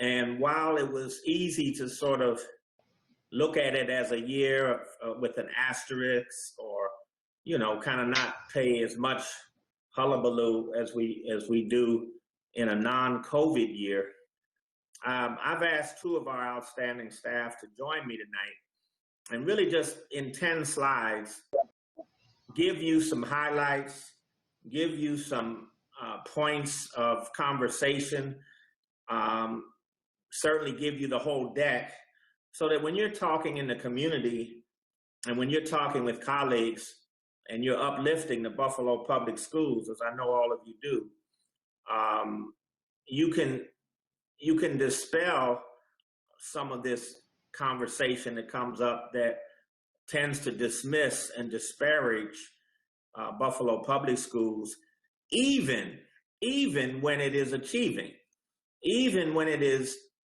beating the odds and exceeding expectations. You still have in this community folks that will continue to bash the brand. And so I don't ever take that, well, I do. I take it personal, but more importantly, I look at it as our children. Look at what you're saying about our children. When our children achieve, they should be lifted up. They should be commended. They should be encouraged. That's what Stephen Means was talking about this evening. He was talking about the people who kept him on the straight and narrow and told him he could be anything he wanted to be. And so this achievement last spring, the 2020 graduating class, was really astonishing and exceptional on a lot of levels. And so I wanted us to talk about that so that you, like me, you just say, I'm not having it. We're not having it. And you say, if anything, we're going to look at maybe there's some equity issues that we need to start to re-examine that are starting to show up in the data. Because there's always 10 different ways to look at data, right? And so we're going to show you that if so many Black and brown children of our children did so well last spring, even under the most difficult of circumstances, and then everybody's saying, well, the Regents exam, maybe it's not the students, maybe it's the Regents exam. Maybe that needs to be taken a look at. And I'm going to certainly propose that to the commissioner again, because that used to be the chime 10 years ago by the same suspects, same usual folks that were then saying it was unfair back then. And now when they see this rise that it outpaces and outperforms the state in many, many ways, now it must be something that the district did. We manipulated the numbers, or we cheated, or we did something. So no, we're going to clear all of that up tonight, and it won't take long, believe me. But first, let me, in a unique way, I love it, introduce the two colleagues that are going to present tonight. Our very own Toya Wilson and our very own Ebony Bullitt. But because of the special day that it is today, listen to me very carefully. These two young ladies are Alpha Kappa Alpha sorority. Let me say it again. Alpha Kappa Alpha sorority incorporated. AKA. That is pink and green. Do you hear me? And listen, why is that important? Because our Vice President, Kamala Harris, is an Alpha Kappa Alpha sorority incorporated. So Kamala, Toya, Ebony, now listen to this. I'm not done. This Buffalo Public. Contan Dabney, stop it. Tanja Williams, stop it. Myra Burden, get out of here.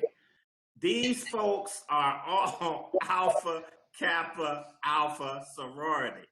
Now, Sharon. All at Woods.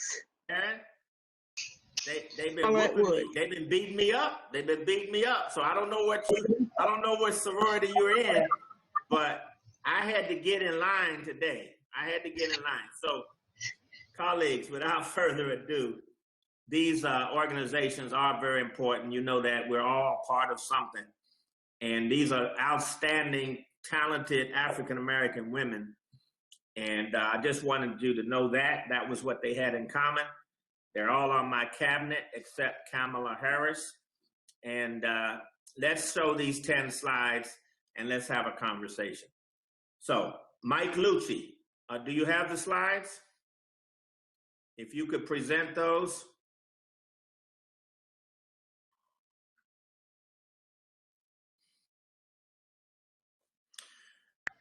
Colleagues, we'll be talking about the class of 2020, a phenomenal class. Next slide, please.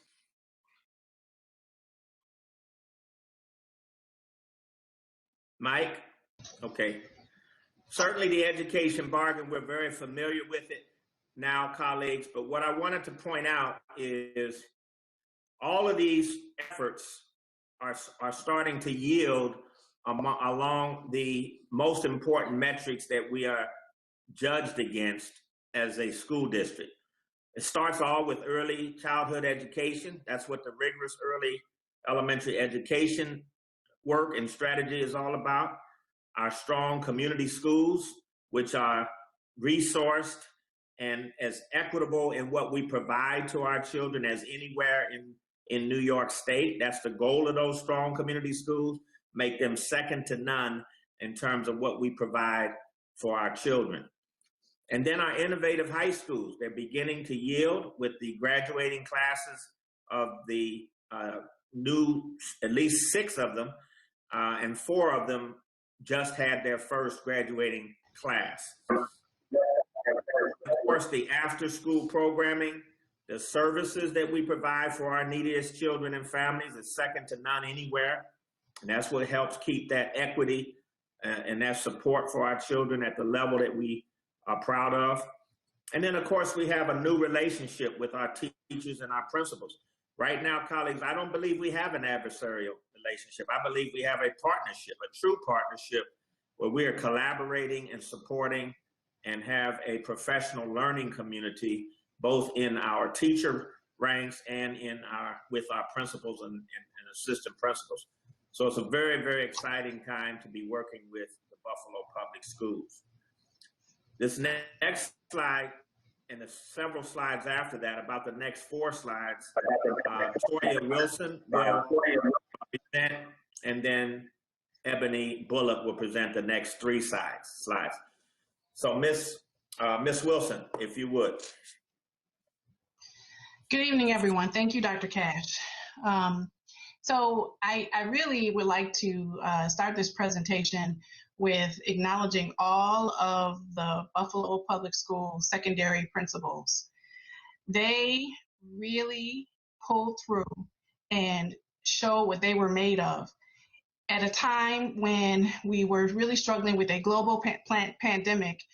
They work to support every family at the highest level, and it is because of their work that we saw big gains in this last year. They have to be the most talented group of educators that I've had the privilege to work with. So I do want to start off with acknowledging all of the secondary principals.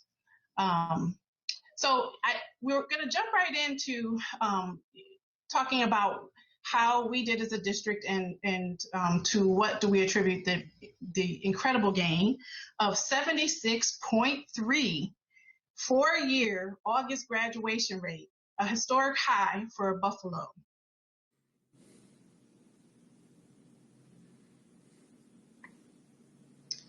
And much of the work is centered around their first classes last year. Amazing work going on in those 4 high schools, along with the other innovative high schools. But there was also another group, the Innovation, Transformation, Equity Zone, ITES. Dr. Cash, in his leadership, really took a step back in the last year or so and reimagined the leadership that would support these schools. And so as a result, that is where I came in. I stepped in to support the ITES, Innovation, Transformation, Equity Zone. It consists of 8 schools, 2 are criteria schools, 6 are schools that historically had graduation rates that were below 70 and really needed something more to push them along and provide supports. And so with that group of 6, you see 5 that are presented on the screen. I'm going to let you look at that first column. That first column highlights all of the work, the increases that happen across the board in ITES schools. And you can see that over the 3 years, there were significant gains, most of which happened within the double digits, well into the double digits. One school, Academy, is a transfer school. And so even with that fact in mind, there was a 6% increase at 5.9, just under 6%.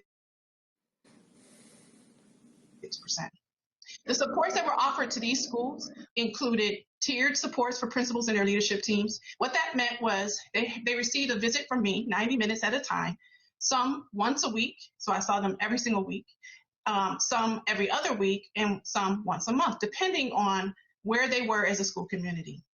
The tiered supports included classroom visit protocols to support high quality instruction for all students.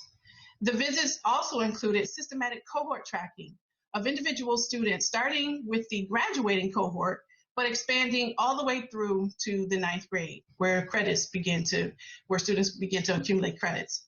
And then the implementation of the data cohort champion liaison to support systematic cohort tracking. Now, this strategy was so successful, and as were many others that really emerged through the work of ITES, and this was the principals pushing this work as well as the work that we did together, their teams and their leadership. But this particular item was so successful that we've expanded it. We've taken off the cohort and we've expanded it pre-K-12. And Ebony Bullock, my colleague, to provide training and support to really push this position on to the next level. It's a key element in supporting this work. Next slide, please.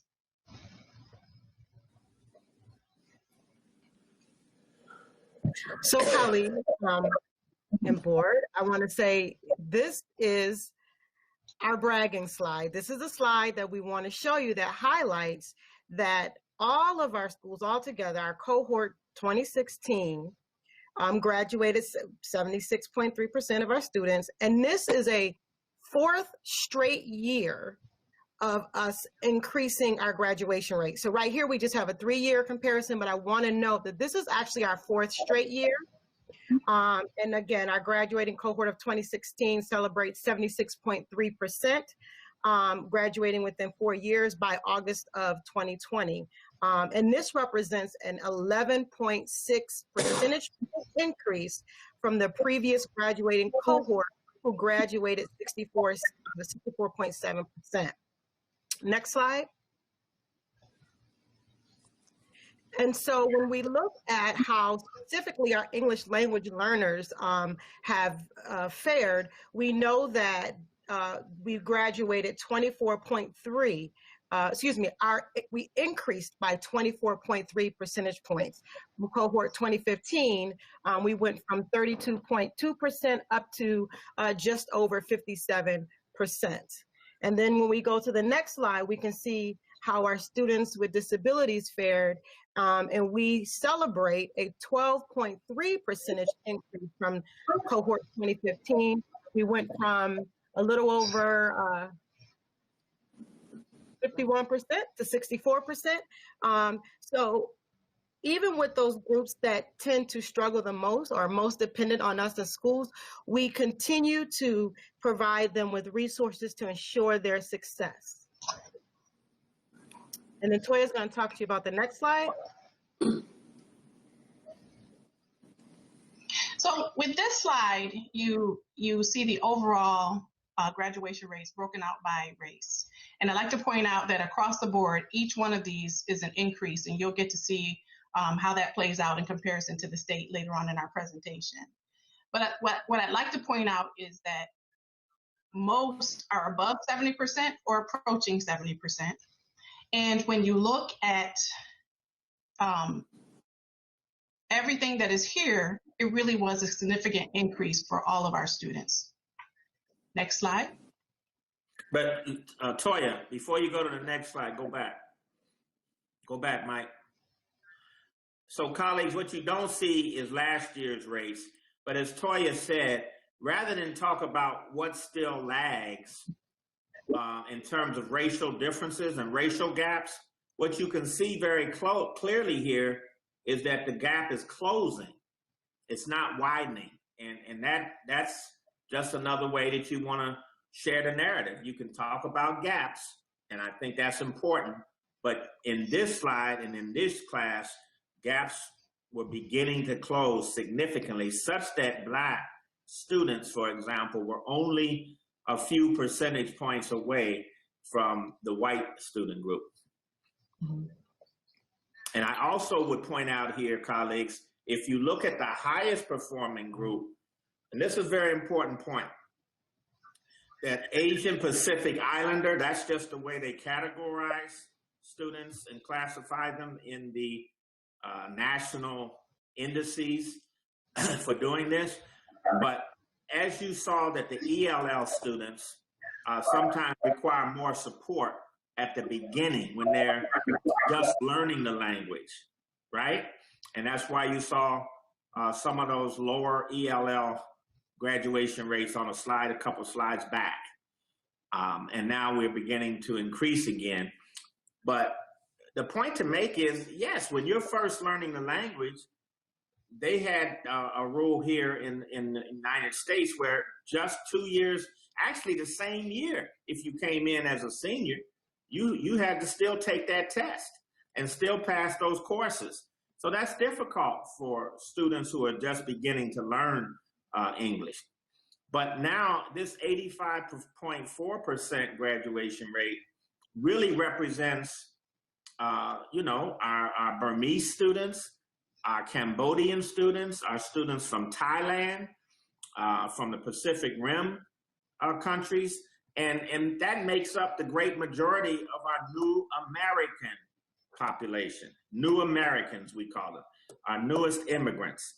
And what this shows is that once they get into that 5th and 6th category of commanding and expanding their skills in the English language, they go to the head of the class. They go to the head of the class.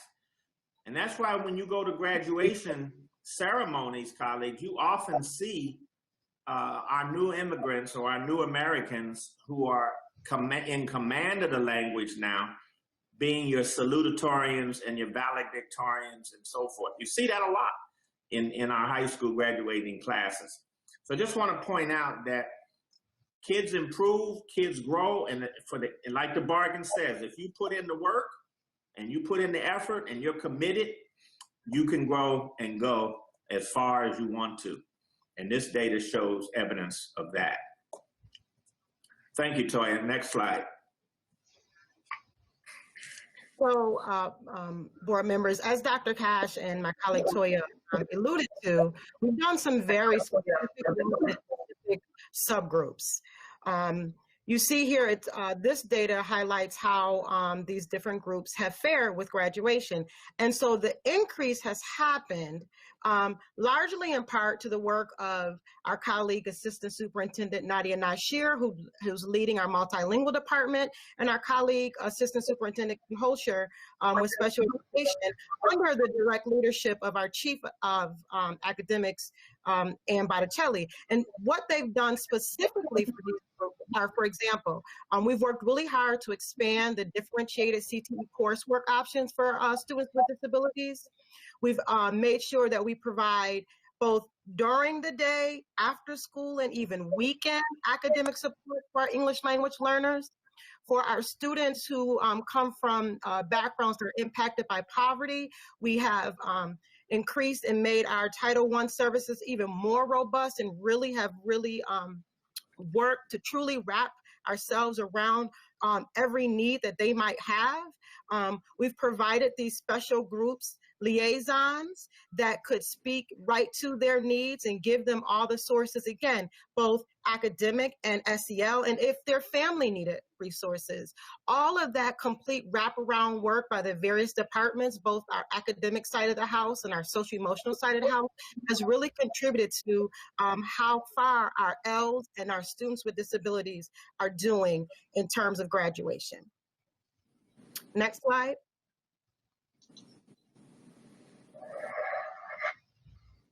And so while this particular slide focuses on the gender graduation rates, what we want to let you know that we have been really working hard with our My Brother's Keeper program, our Big Sisters and Little Sisters program that really focused on students of color, giving them those equipping them with those academic and SEL supports that we really know they need to be successful. And what that has meant is that our Black male graduation rate has soared to 75.5%. Our Black female rate has soared to 77.8%. And so that is slightly above our all students 76%, right? So it's right there.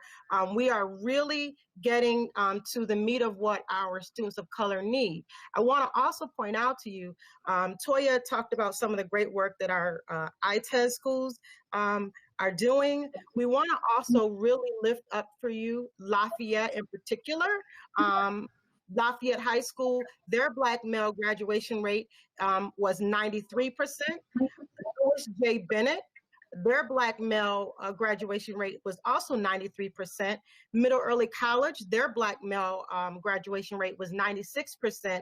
And Research Lab, their Black male graduation rate was 100%. Now, we're excited about the work that's going on at Bennett campus because Principal Alvarez and Principal Cullen, those schools, LJB Bennett and Research Lab, what's great about that is they're graduating our students of color ready to enter those new occupations of bioinformatics, computer programming, coding, all of that 21st century skills and knowledge that's really going to help them be able to get jobs, cutting edge jobs that can really secure a bright future for our students of color. We wanted to highlight that. And next slide. So again, this is another slide that I really love, colleagues. This shows a comparison to where we sit with the Big Five. And what I want you to note here is that we have moved from fourth to third in the state in terms of graduation. We are closing in on New York City. And again, I want to say it again. We, when you look at the Big Five, the largest districts in New York, the largest jump. We jumped 11.6 percentage points. And it is not without the hard work. We have done the work. Our kids are doing the work. And Toya is going to talk to you about additionally some other items that have really helped our students in terms of graduation. So board members, please save your questions until after the presentation. Thank you. So to add to the Black male graduation rate, I'd like to also include McKinley at 93%. They graduated 93% of their Black males, and it's worth being noted. And they were part of ITES, so it's worth being noted. All right, so in jumping into how exemptions played out with last year's results. We cannot mention this year without mentioning that we were in a global pandemic. And as a result, we were canceled for a few sessions. June, August, and upcoming January have all been canceled due to this pandemic. But as a result, there were guidelines put in place for students to still be able to complete and complete successfully by passing their class that they were assigned to or that they were scheduled into that was tied to a Regents exam. So if they passed that class, they were given the exemption of a Regents. So this slide actually shows how that played out across the state. So if you look at the very top here, you see New York State as a whole, and then you see the 6 major school districts broken out. And from there, you really can go deeper into what played out here in Buffalo and how that compared across the state. So Buffalo ended up in the 78% of our students not needing any exemptions. So why is this important? Well, it says to you that we were on track going into the pandemic. 78% of our students actually had taken those exams and passed them and were on track to graduate. We did have some students who did need the exemption just because the Regents exams had been canceled. So when we really look at our students, we look at a definition around what is on track and what is off track. You've heard me talk about this in our previous board meetings. Being on track is being a senior and having 16 credits and 3 Regents exams at least in your senior year, which means you have at least 2 that you have to take Regents exams. And so if we broke out our data and looked at how many kids fall into that exemption category of the 22%, we really want to look very closely at how many students needed 1 Regents and how many students needed 2 Regents. Because those students were on track coming out of January to finish on time and pass those Regents exams. We have all the data that shows how we were performing coming out of the January exams. And so when you really break it down, it ends up being just above 70% if we look at everyone who was on track coming out of the January exams. That puts us at 71.7%, round about 72%, which puts us right in that 70 range. We were going to cross 70% anyways this year, with or without the pandemic. We have all the data that shows that. But if you look at us in comparison to the other districts across the state, you can see that several districts needed a much higher percentage of their students. So Toya, yes? Toya, excuse me. Mike, could you show the next slide, please? Toya has been talking from the next slide, and we neglected to tell you to go to that next slide. So my apologies. Toya, could you just let the board know that you've been speaking to this slide? Okay, I was speaking to the comparison of the Regents exemptions, that slide. Right, that's the one we just put up for the board. Okay, all right. It wasn't up, it was still on the bar graph slide. Ah, okay, and I can see the presentation on my end. Thank you very much, Dr. Cash. So as you can see, Buffalo is at 78% of our students not needing any, 22% needing one or more. But of the 22, we have the data that shows that of that 22%, if you do the math, we end up at about 71.7, as I mentioned earlier. If you compare us across the other districts, then you see that in comparison to Rochester and Syracuse, a much higher percentage of students in that last column of 1% or more exemptions were needed in those districts. Buffalo fell right about in the middle of the state as far as performance, as far as needing one or more Regents exemptions. So it really sheds light on the fact that we did not need the exemptions to get beyond 70%. That was the direction we were headed prior to the pandemic. Next slide, please.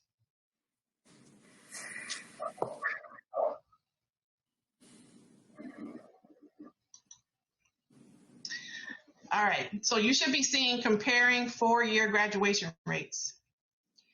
So this slide is a slide that really helps you see how we compare across this, compared to what happened across the state in all of the important subgroups that we are held accountable for. The two vertical columns, two horizontal columns showcase two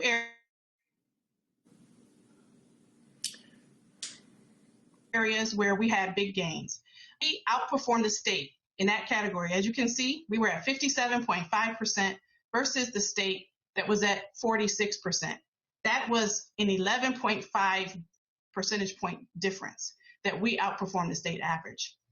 For students, the four-year students with disability category, we were at 64.2, and the state average was at 62.2. Again, we outperformed the state average by 2 percentage points. Those are two big main areas.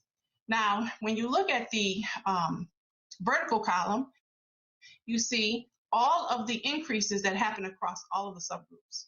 The thing I'd like to point out to you is that most of these are in double digits or in these subgroups. The one place where it is a negative number, it should be a negative number. We want to decrease the graduation rate. So we've gone from 15.2 to 12.5. You want to decrease the dropout rate. So we definitely we see that as an area that we want to continue to improve, but we also see it as the fact that we outperformed the state reduction, in that the state reduction was a -1 reduction and we were reduced by -2.7. All right, next slide. That about do it. So colleagues, we'll be ready for any questions. Colleagues, we're open for discussion. We'll certainly turn that back over to you, Ms. Cotman, and Board President Cotman and board members. Well done, Toya and Ebony. Thank you for that. Wanted to give it to you at a glance, colleagues, but also give it to you straight. Could you say, Ebony, what the black male graduation rate was if you disaggregate or unfold that? I think you were going, excuse me? It was 75. 75.5%. There you go. Thank I'm paying you. attention up in here. Okay. Go ahead, Sharon. Okay, so open up to you, Sharon. Thank you, and kudos and congratulations for the hard work. I do know, based on the information that I was aware of, that I knew that most of my districts, schools, high schools, were on a very high track or very successful track for graduating students prior to COVID. So, and that, you know, those are the schools that I try to keep close to me. And thank you for the work. So our first hand up was Terrence Hurd. His hand was first, then Mr. Larry Scott came next, and then Mr. Lou Petrucci. Okay. I'd just like to say, personally, thank you for all the work that this administration has been doing with our children, working with programs, bringing in new programs, and superintendent leadership and vision as our numbers climb.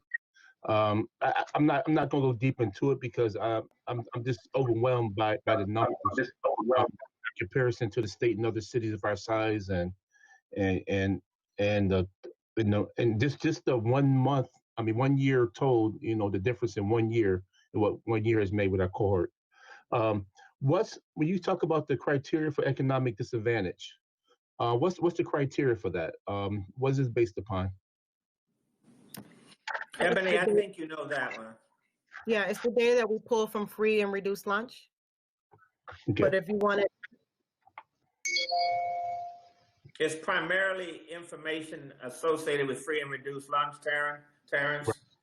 But it also, you know, you can look at other indicators like how many parents are in the household, of the parents that are in the household, what's the highest education level, things like that. That's what I was concerned about because, you know, I believe it's more because when we talk about crime rates and living in poverty and living conditions, you know, that should take a play also into some of the troubles that our children are going through in families. Well, that's true. I don't think the national data tracks that. We kind of have to have a consistent definition for across the country. But one of the things it tells you, and this should be lifted up, is that even with all of that going on, look at what these students did. They accomplished in spite of all of that adversity. So it's really remarkable, and we're on track to achieve that much. Again, knock on wood, because we now have a new system of helping and tracking and supporting these students. Toya, you can talk about, for example, and Ebony, the graduation cohort tracker that is in every school that tracks this data from the time these freshmen come in right on through to 12th grade and graduation. We have a designated person that's all over these kids, for example, and is a connector, connects to all the resources and any resource they might need, Mr. Hurd. So if they need some additional social emotional support or support around trauma, for example, we have that kind of outreach for our seniors. That was one of the reasons we want to bring our seniors in this first phase so that we can see and determine what they've been dealing with and make sure that they stay on track to graduate. Because your future goes down as far as probability if you don't graduate from high school. You know that. The other side is this. What I would like to see was our tracker that goes for college, our collegiate higher education tracker. See who's actually going to college. You know, who's been accepted or who's applying, and what's the data that we can get for this year. I know last year to get, but Ebony, aren't we working? And Toya, I think you know about this with David Rust and his team. Around that issue, because they're tracking on into higher education for us.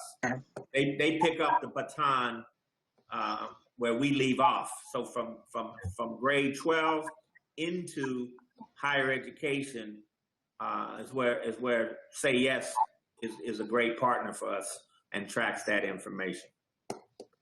Thank you. Okay, next, Mr. Scott. So, thank you. President Kottman. First, I just want to thank Dr. Bullock and Ms. Toya Wilson for your phenomenal presentation. Very well done, very well explained. Absolutely, in my opinion, puts to rest any of the scrutiny or the twisting of this is a mistake. Dr. Bullock, you put together a data report that you released last week that was very, very helpful and very informative. I think our principals, our teachers, all our staff, our students, our families should be incredibly proud at what we've earned. And this is by far from any mistake. This is intentional. This is hard work over several years. Our innovative schools, innovative high schools that were put in place 4 or 5 years ago, you know, some of them graduating their first classes, that this is a result of that hard work and the education bargain over the years. Huge partnership, huge team effort. Don't want to leave anybody out, but with special ed, multilingual, and Nadia Nasher, CLRI and Dr. Morell, student support, our curriculum department, Say Yes Buffalo. And I reject any of the claims that this is a mistake, that we push these kids through. I reject the racial undertones, the shameful racial undertones. Our students of color, our English language learners, our students with disabilities, they earned this. They achieved it. I visited these high schools, many of them, Burgard, the Academy School, Lafayette, both the new Bennett programs just before COVID hit. And I saw the innovative programming. I saw proud students. Principals shared data with me that showed the course credits that were already earned, the Regents exams that were already passed. This was pre-COVID, before we even knew COVID was going to hit, just before it. So these students, these families, everybody should be extremely proud of themselves. This is a huge, huge achievement, and it's something that we need to celebrate and reject any type of criticism or any way of trying to minimize or discount what has been achieved here. Thank you all. Thank you, Larry. Well stated. Thank you. I believe I have Lou, you're next, and I think Jennifer, you were after Lou, and Dr. Rivera, and then Dr. Brown. Thank you, President Kottman. First of all, I have to mention that former President Mary Ruth Capsack was AKA, and I'd be remiss if I didn't, because I'm sure she'll remind me next time I speak to her. Yes, she will. No, I just want to thank you for all your hard work. I mean, this is me. I'm AKA. We heard you, Paulette, but this is great. I'm really, really intrigued by the data. Paulette, AKA, I don't want to not recognize Paulette as well. We can't hear you. Trying to do a deep dive to try and tease some things out to see if this can be duplicated going forward. You know, is it because we're doing more on-screen learning? Is it the changes we made maybe to the supports? I mean, living at home, or even though it's been very difficult for more of our parents and guardians, but having that very small learning environment where there's only 1, 2, or 3 kids, and with mom or dad or your whoever may be in your house as your guardian, kind of guiding you through this learning. You know, I'd be really interested to see if when we start disaggregating the data, if there's some things that we can learn going forward, and being able to duplicate them over and over again, just to ensure this high level of achievement, because it's very impressive. And I will echo Larry's comments. I don't believe it's a fluke, not by any way or means. It's the result of all these efforts. But I'm just wondering what variable is so different this year that maybe it is the accumulation of all of our different things. But were there certain things that we could see that really, helped us achieve these high standards, these high goals? It would really, it'd be great for the district to be able to emulate them going forward. Yes. Lou, thank you for that. What I would recommend, colleagues, we've begun to talk about some of those things tonight that we're going to continue to do. Certainly the innovative high schools are yielding very high graduation rates. The I-TES zone, which is intentional, great intentionality being placed on those schools who had historically been lower performing. And then we have a whole set of other strategies, but I think you should devote a work session, probably under Kathy Evans Brown, Dr. Brown, and just let's unpack it. We'll unpack the data further for you, and we'll talk more specifically about what principals are doing, what their staffs are doing, how guidance teams are helping us, you know, all of that. Ebony and her work, her team is doing much different work now to provide specific direct support to schools. I think you would enjoy the work session about it, and it would go to your point, Lou, and give you a more robust answer than time allows this evening. But thank you for the question. It's a good one. Does that make sense? Dr. Cash, I appreciate it. It's a great response. Thank you. Next, we have Board Member Jen Akuzi. Yeah, so a lot of what I wanted to say was kind of already said. I don't want to echo so much as to add to. All of us have been really trying to, it's not touting, it's not bragging, it's just, you know, it's really hard to defend something that we're doing so well. And to go out there in communities and jump on radio shows, it seems like every outlet, every network is pretty much run by folks that, you know, just want to hear themselves talk about negativities. And we have the proof in the pudding right here. So I'm actually challenging something that we talked about in the past. If I'm not mistaken, President Kottman, you brought it up, was creating our own space on radio networks, on, you know, radio shows, having our own, putting that money toward it and making, you know, making more appearances as a board, as a district, where, you know, Dr. Bullock and Ms. Wilson can get on and talk to folks. It's a teaser for everybody's individual efforts, such as, you know, Larry's doing his talk, my listening tours, whatever. But we can't do this individually as well as we can do this as a group. Just trying to like challenge us all to really figure out, especially in, you know, in COVID, how we can come together. I feel like if the Board of Education knocked on Channel 7's or anybody, you know, Channel 7, whatever, Channel 2's, Channel 4's door, like, and do a segment, you know, really talking and really knocking back what people are saying about us, that they'd be open to it. You know, I want to put out there that I know we're all having difficult situations. You can't get on Facebook and make a comment without 30 people about how ridiculous you sound. And you have all the proof in the pudding. Now, how many people are sitting watching the board meeting? We don't know. This can't be our only outlet. We all have connections. Buffalo's one big living room. Let's get out there, because that was absolutely amazing. You guys really shed a lot of light on things that even I had questions on. Thank you for your hard work. And, you know, I'm trying to go on these listening tours. I also visit my schools. And, you know, being in the West District, a lot of those ELL, you know, and ELL language learners, my goodness, they're at the top of the charts.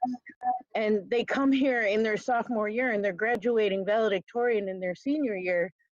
And that's not because of, you know, just them or just us. There's a beautiful combination. There's a beautiful marriage of how we work with our students and how we offer opportunities and resources are there. And if they're not, they're hardworking enough to make sure they make it work, regardless of their home lives. I'd love to uplift how some folks have home lives that might be challenging, but still overcome. Like, you don't have to be an NFL superstar to be the one to get on TV and talk about how great we are. That's all I'm saying. So I'm challenging all of us, basically. Thank you. Board Member Revere. Thank you very much. I'll keep my report really brief. First of all, I want to second what's been said here. Congratulations. And it makes me proud to say that I am a BPS parent, that I have been a BPS parent, and I'm going to continue to be a BPS parent. I just want to reiterate, I'd really like to hear more, as Mr. Petrucci was pointing out, about what points that you feel help move students forward, because these are the things that are really critical to the district. As Dr. Cash started out saying, student achievement is the very core of what we do. And as a board member, I'd like to hear some more about what you see push this data forward. it also connects what Ms. Makosi was just saying about the narrative in the district, the narrative about the district. Because when we can dive into these pieces that I know are out there, the ITES zones, you mentioned a few of them already, the grad cohort tracker, My Brother's Keeper, the meeting the needs of the student. I mean, there's a lot of processes in place that I'm hearing about where you're able to identify what students need and mobilize resources to get it to them. I think the more that we do this, the more that we talk about this, the more that we can replicate it, continue the process, and also make clear to everyone what BPS is doing. Agreed. Thank you. Well stated. Next up, Dr. Brown. Okay, thank you. I have to congratulate the Buffalo Board of Education as well. My sentiment is that of my colleagues here. I feel like pages on my dissertation are coming to fruition. I remember 10 years ago, and by the way, my dissertation was looking at leadership and the relationship to reduce dropout rates. And so with that said, 10 years ago, the Buffalo Public 11, our graduation rates were merely 47%. And when I look at, there is an indirect link between good leadership and reduced dropout rates. Indirect. But what this is showing now, that this increase just didn't happen in 1 year. It took, we're talking about a 4-year cohort of children that graduated. And I remember my youngest son graduated in 2016. And I couldn't understand how he could not pass global regents. He took it 3 times. Summer, Yeah. I'm like, dude, I'm working on a PhD and you can't pass global. So what I did, I looked at the global exam and took it. Very difficult and challenging. Yeah. And so Ms. Covington over at Performing Arts, she said, we're gonna put some inroads in place and this child gonna pass global. And that's what they did. Everybody in that school knew my son and other young people who were caught up in that needed that assistance. And they put those inroads in place and those kids graduated on time. And so the village is a collaboration in the school district as well. And so it's not just one thing. There's several things that was mentioned tonight that make a difference. We have to wrap around services to some of our vulnerable children. They can pass, but it also takes them and their mindset that they can do it. It also takes, you know, the teachers, you got to believe, they have to believe. So when all that is well, you know, put in one package, this is what we're going to get every year.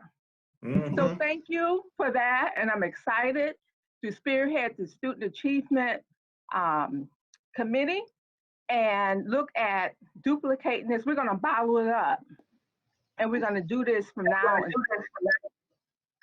Thank you. Thank you. Thank you. We have Paulette Woods.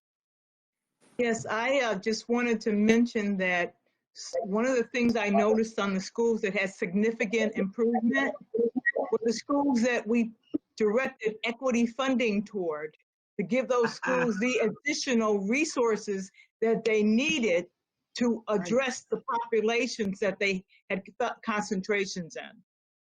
And I am impressed also that when we changed the curriculum so that children can see themselves and have a better image of themselves, want to read, that they feel like, hey, somebody, and I'm the descendant of somebody, and I make a difference, and I've contributed in the society.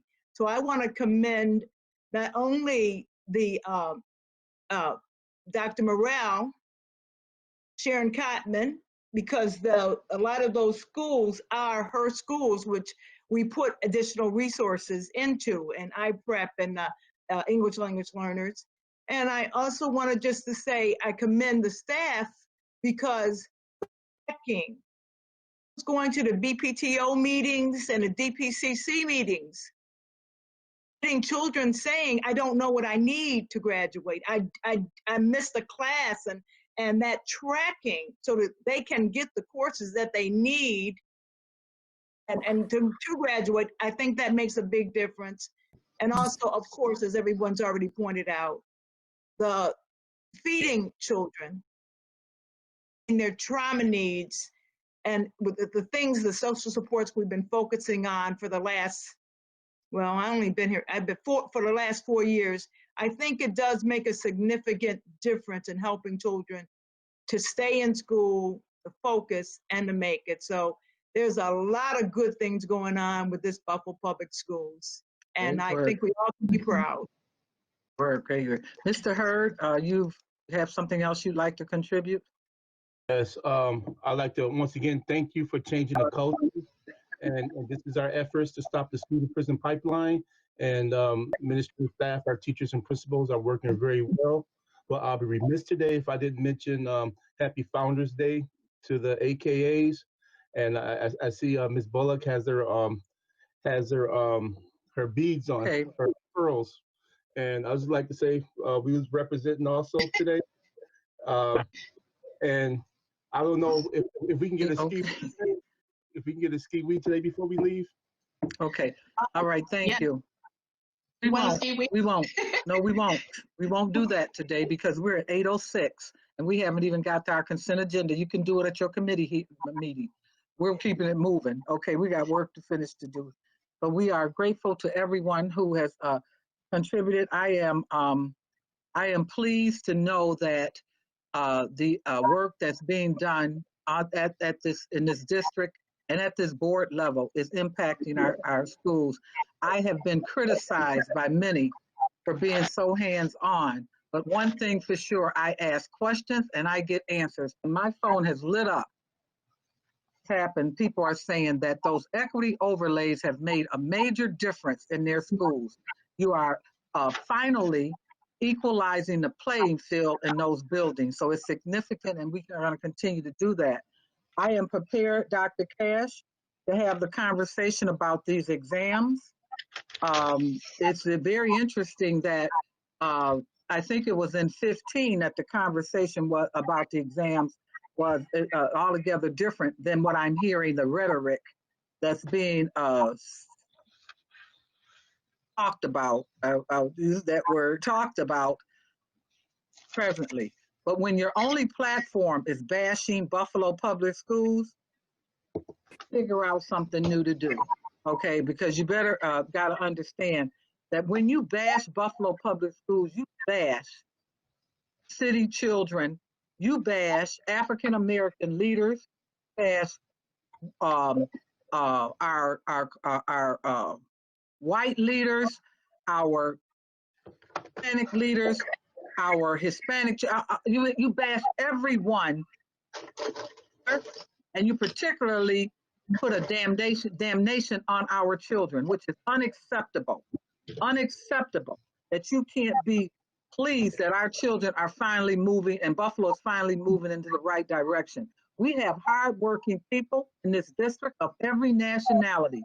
And I would be remiss not to at least acknowledge that the complaints now, you can't say the culturally relevant piece is not being handled, although you wanted to take ownership of that piece. But we have been doing it almost 5 years before you realized we were doing it, so you couldn't take that. So we need to have a conversation as the same group of people damn Buffalo Public Schools and boost charter schools, not about them. So I'm ready to have all the conversations you want in regards to these exam piece, because there's something really wrong with the way exams are being given in this country. There's something really wrong, and we need to further have that conversation. Of course, it stopped since 2015 when everyone opted out. We're back there. So I'm very pleased with the direction we're going into. Stop spreading the rumors and the lies that these numbers are made up and Buffalo would not have achieved this and blah, blah, that. And we can get down to basic. If you don't have anything good to say in 2020, keep your mouth shut. That's the best advice I can give you. If you don't have anything good to say about Buffalo Public Schools, you need to keep your mouth shut, because either you're part of the solution or you're the problem. And you cannot take credit for everything that we have done in this district. Enough to have had people who had like minds to work with you, but you cannot take ownership of everything that we have done in this district. Not true. And I have the data because I've been cleaning out my files to show from 2011 to now what Buffalo Public Schools has been able to accomplish. Soapboxes and get some new, get a new attitude. This is 2021 and a new day. We're refreshed that we have a new leadership in the White House. So we are moving forward. So we are moving forward. Day. Very pleased for anyone who wants to have further discussions about this, move it into our committees so that we can move forward. And our children, they receive enough damnation in life to continue to have it from members of our own community. Shame on you.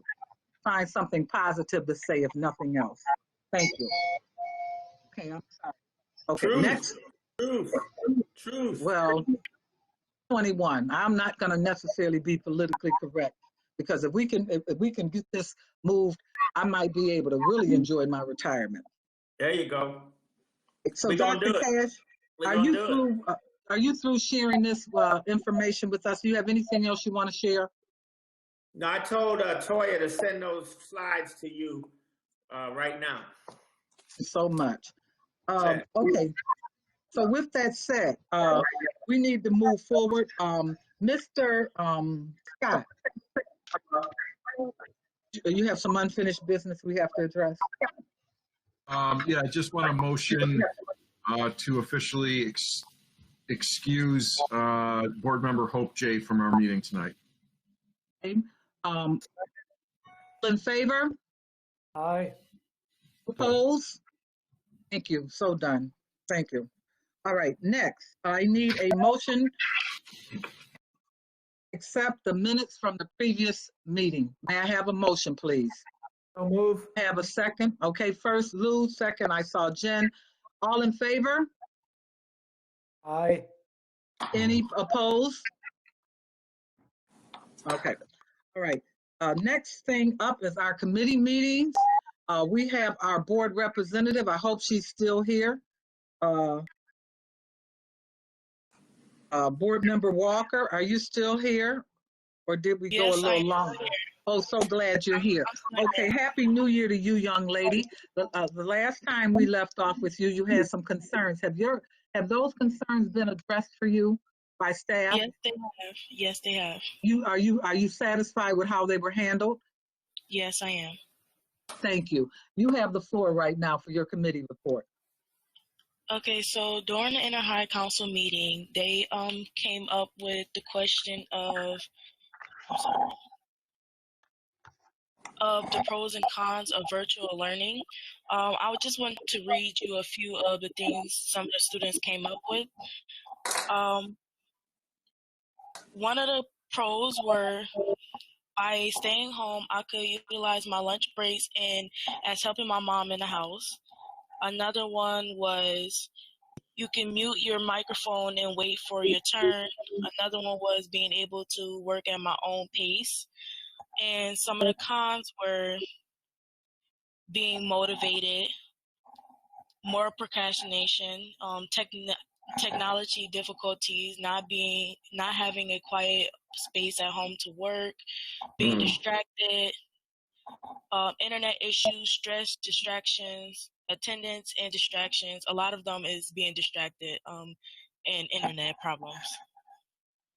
So are you hearing this internet problem often? I heard it quite a bit. Been any problems yourself? Are you experiencing that yourself? Myself, I run off my own internet, so yeah, it is a little bit hard.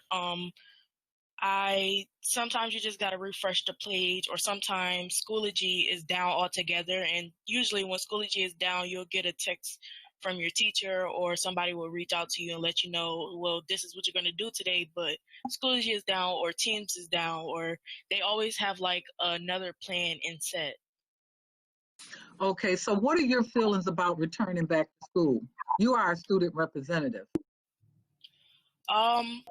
My feelings is when we return back to school, unfortunately, I will not be returning due to medical issues, but I did fill out the survey, and I will be, when I'm feeling better, I'll be going back to school. And I think that it's a great step, especially for seniors and younger folks, to get that experience that they need. Like, this is my last experience of going to school, so it's great to know that I can enjoy it and I can get the help that I need, or like now, you know, with that college applications and stuff, I'm just excited that I can get the help that I need, like face to face, and be able to fill out all the requirements for my applications.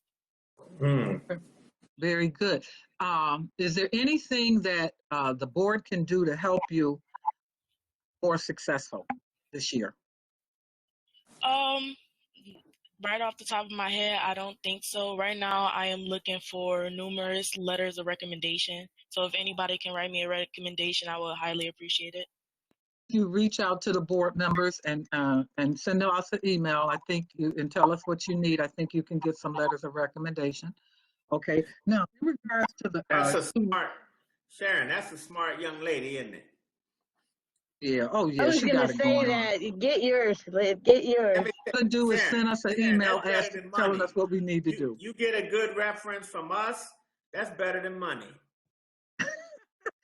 Now, the other thing that I want to have your, we're gonna do it. The other thing that I have, I want to ask you while I have your ear, is in regards to the Inter-High Council. Okay, have you guys set any goals this year? Have you had that conversation, goal setting, or things that you want to do, or you want to? Normally, what our board member, student board member in the past has always championed a cause. In some 1 year, one did the homeless shelter, or 1 year, one did voting. So you might want to think about having that conversation in this COVID environment. What can we champion, or what you guys can champion, and what we can support? The other thing I'd like to encourage you to do is to organize a meeting with the students of the district, Inter-High, but maybe across the board, to have a conversation with the board as well as the superintendent and staff. I think that's something that we can do in this environment. Okay, so that was an idea that I have. If they like it, then let them agree to it, and let's pull it together. Okay, and then we'll talk about what the purpose of that meeting would be. What would be your goal, and what legacy footprint do you want to leave? Student representative for the Board of Education. Okay. Okay, I'll talk to Nicole Bison for the next agenda. And you are welcome to and we'll have you are welcome to come to committee if you have issues that you and we can forward them into committee if you have issues that you want to see us address. Oh, you see what I'm saying? So you may have an idea, we can forward it to one of our committee chairs, and we can bring students in and do it that way as well. Okay. Okay, thank you so much. Thank you. All right, are you through with your report? Yes, I am. Thank you. Thank you. We appreciate that. Okay. Do we have any volunteers, or what? Who wants to go next? Have we had any? Yeah, we've had a committee report. Paulette Woods, thing for finance and ops. While I was in Hawaii with their 0.0001 COVID, we had a meeting, the ad hoc committee had a meeting with the Big Island.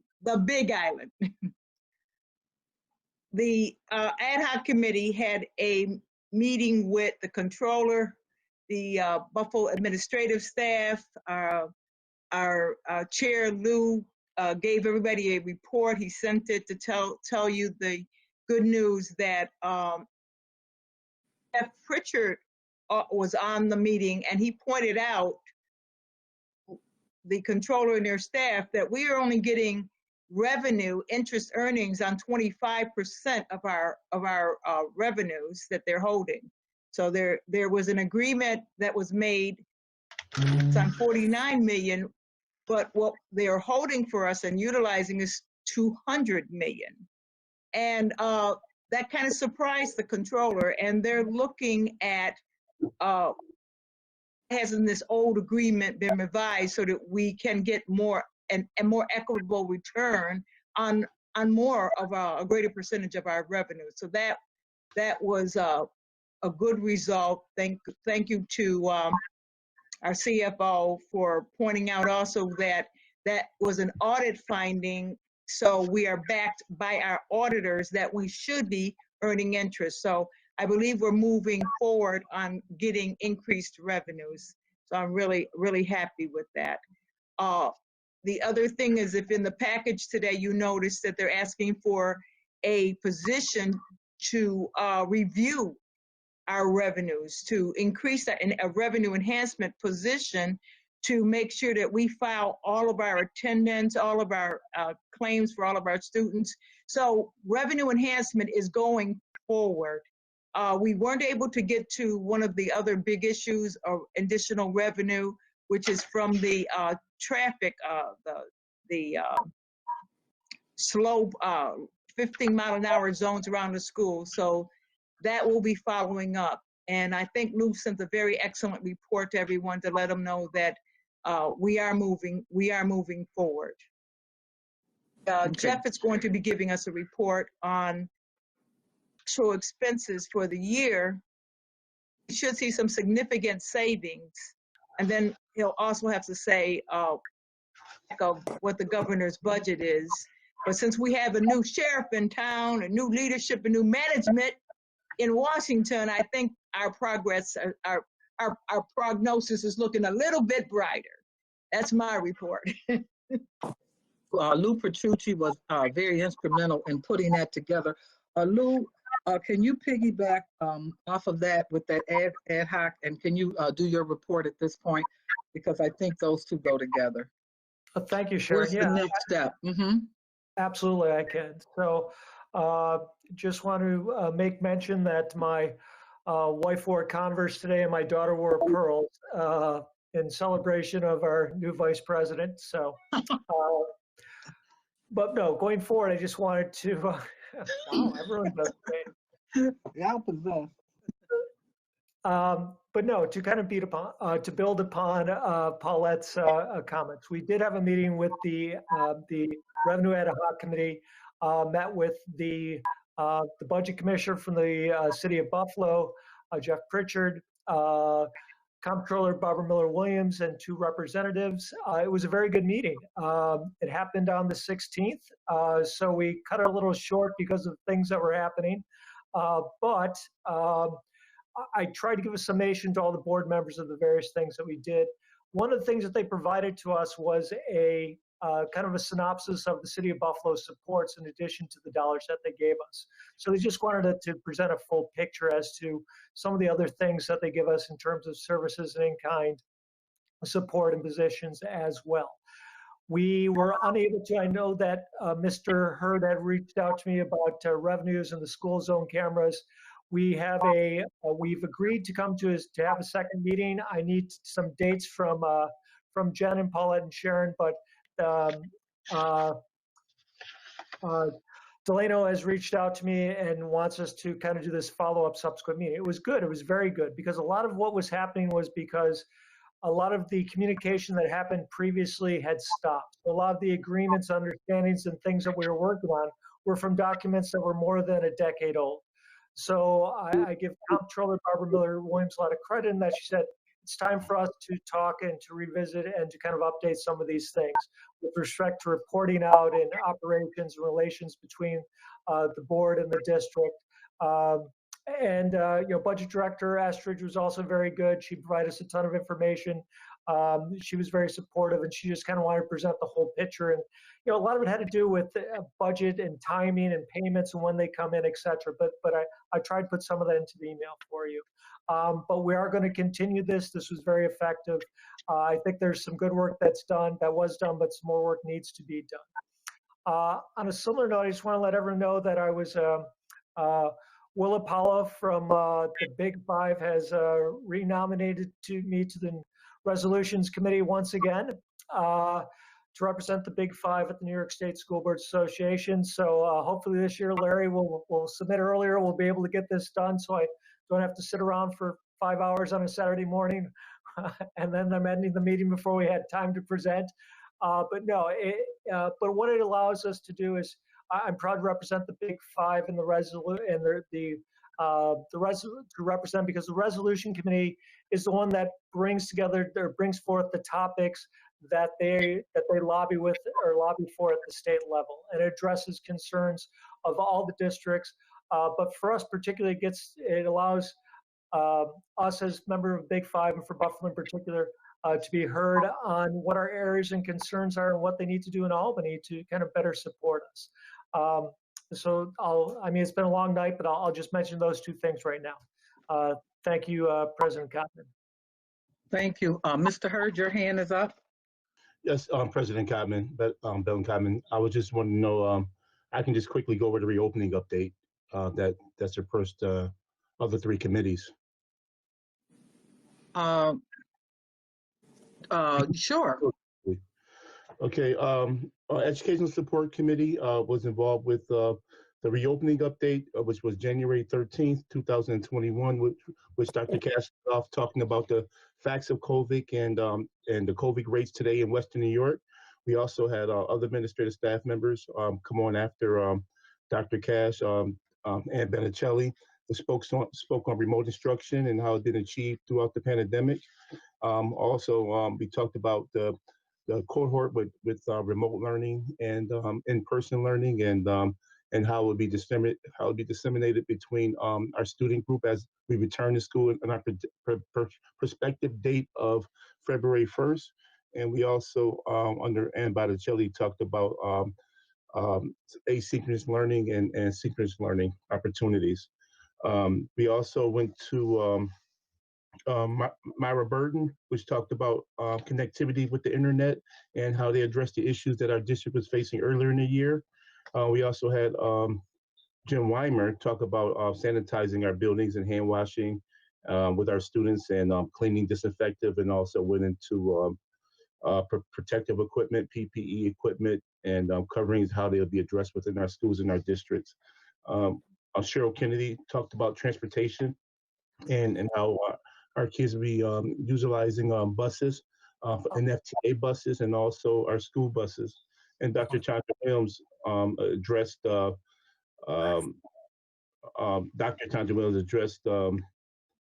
more of the nurses' issues that be going into the school, what our requirements would be as a district, and our test kits that'll be distributed among our kids, and how they'll be used, and what percentage of our children that'll be tested, which was 20% of our children monthly.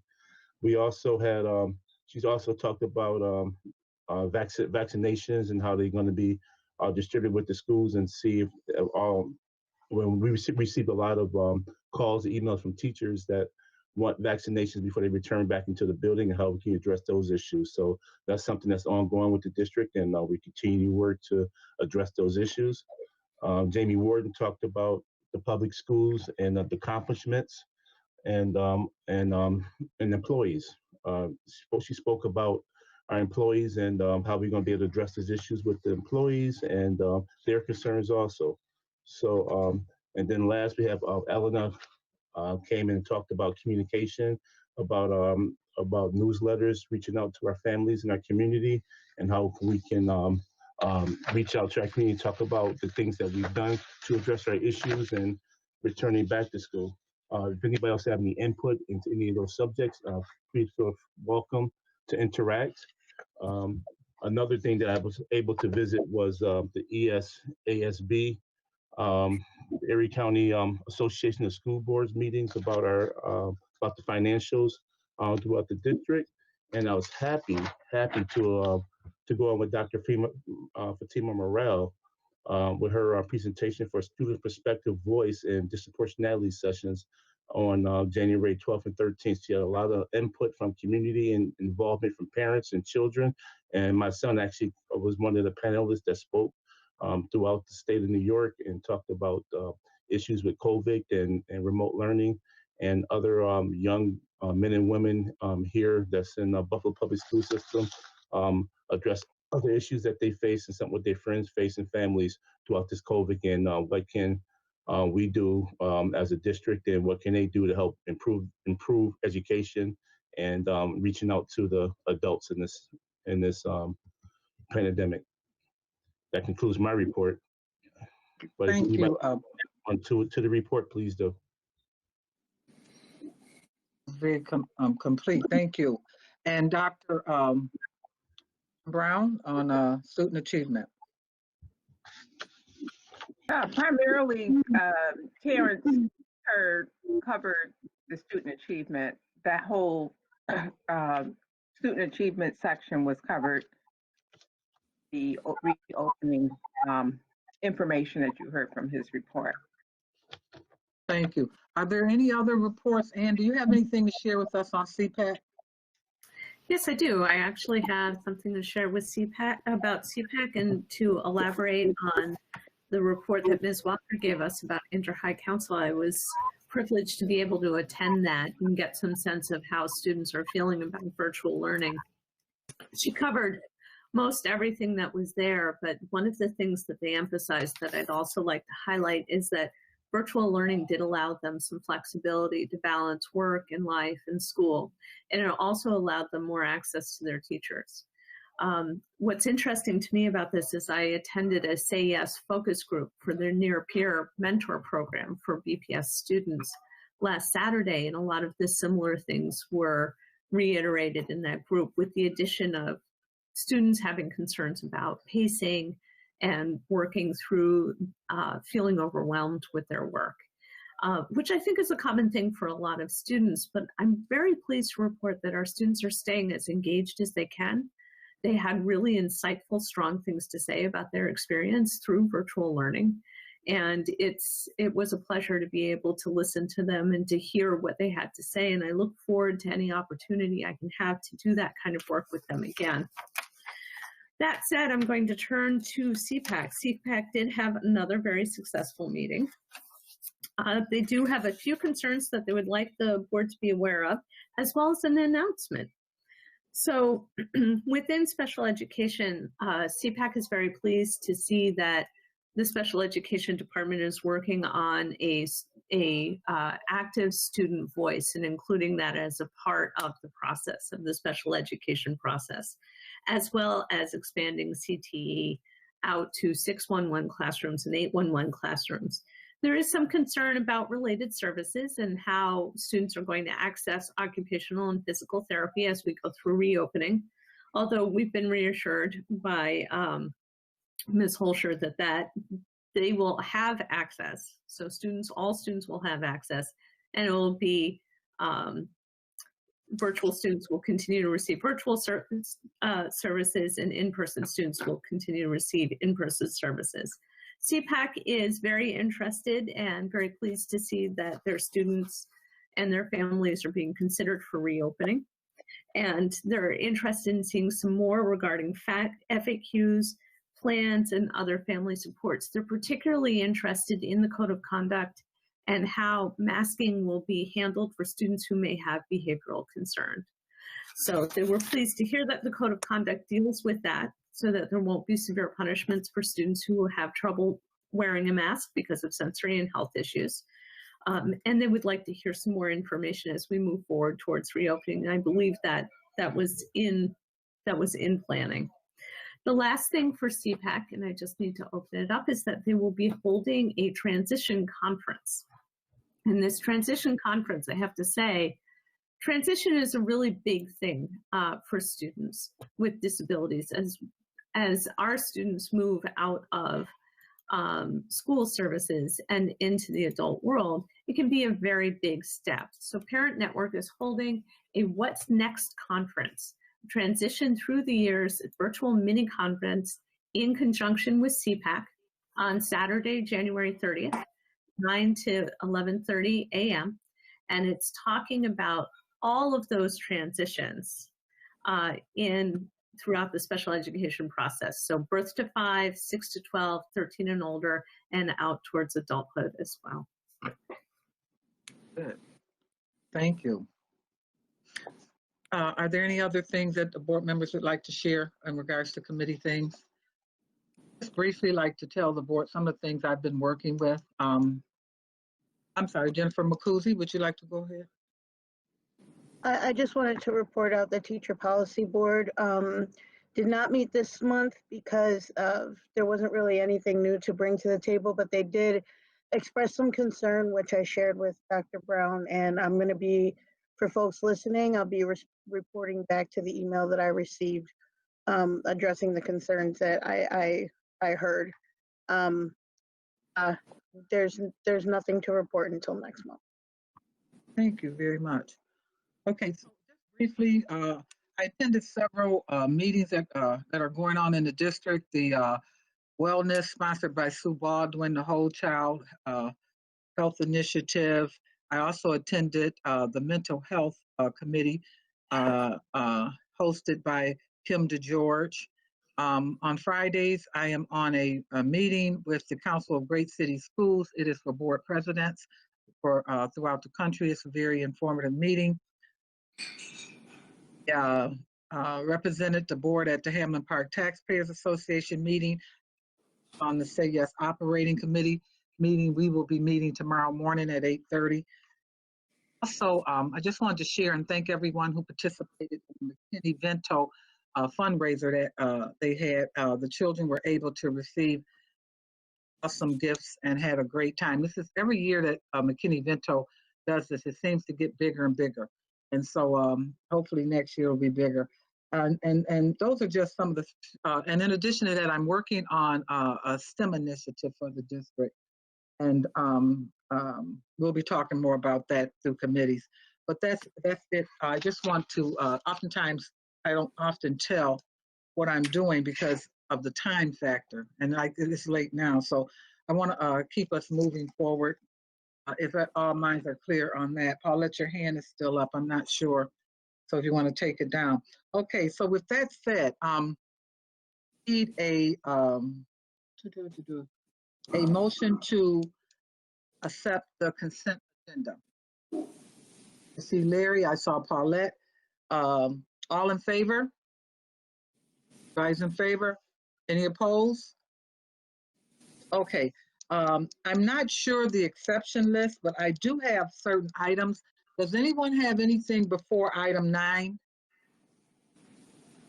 So is it possible, because 9B, Paulette Woods has a question about 9B. I have a question about 9C that I think it needs to go into executive session to answer our questions, but maybe not, but I think we should. Paulette, what is your question for 9B? On 9C, there is a category called emergency hirings, which allows emergency temporary appointments per Section 8 of New York State CRR, Section 8.5.4.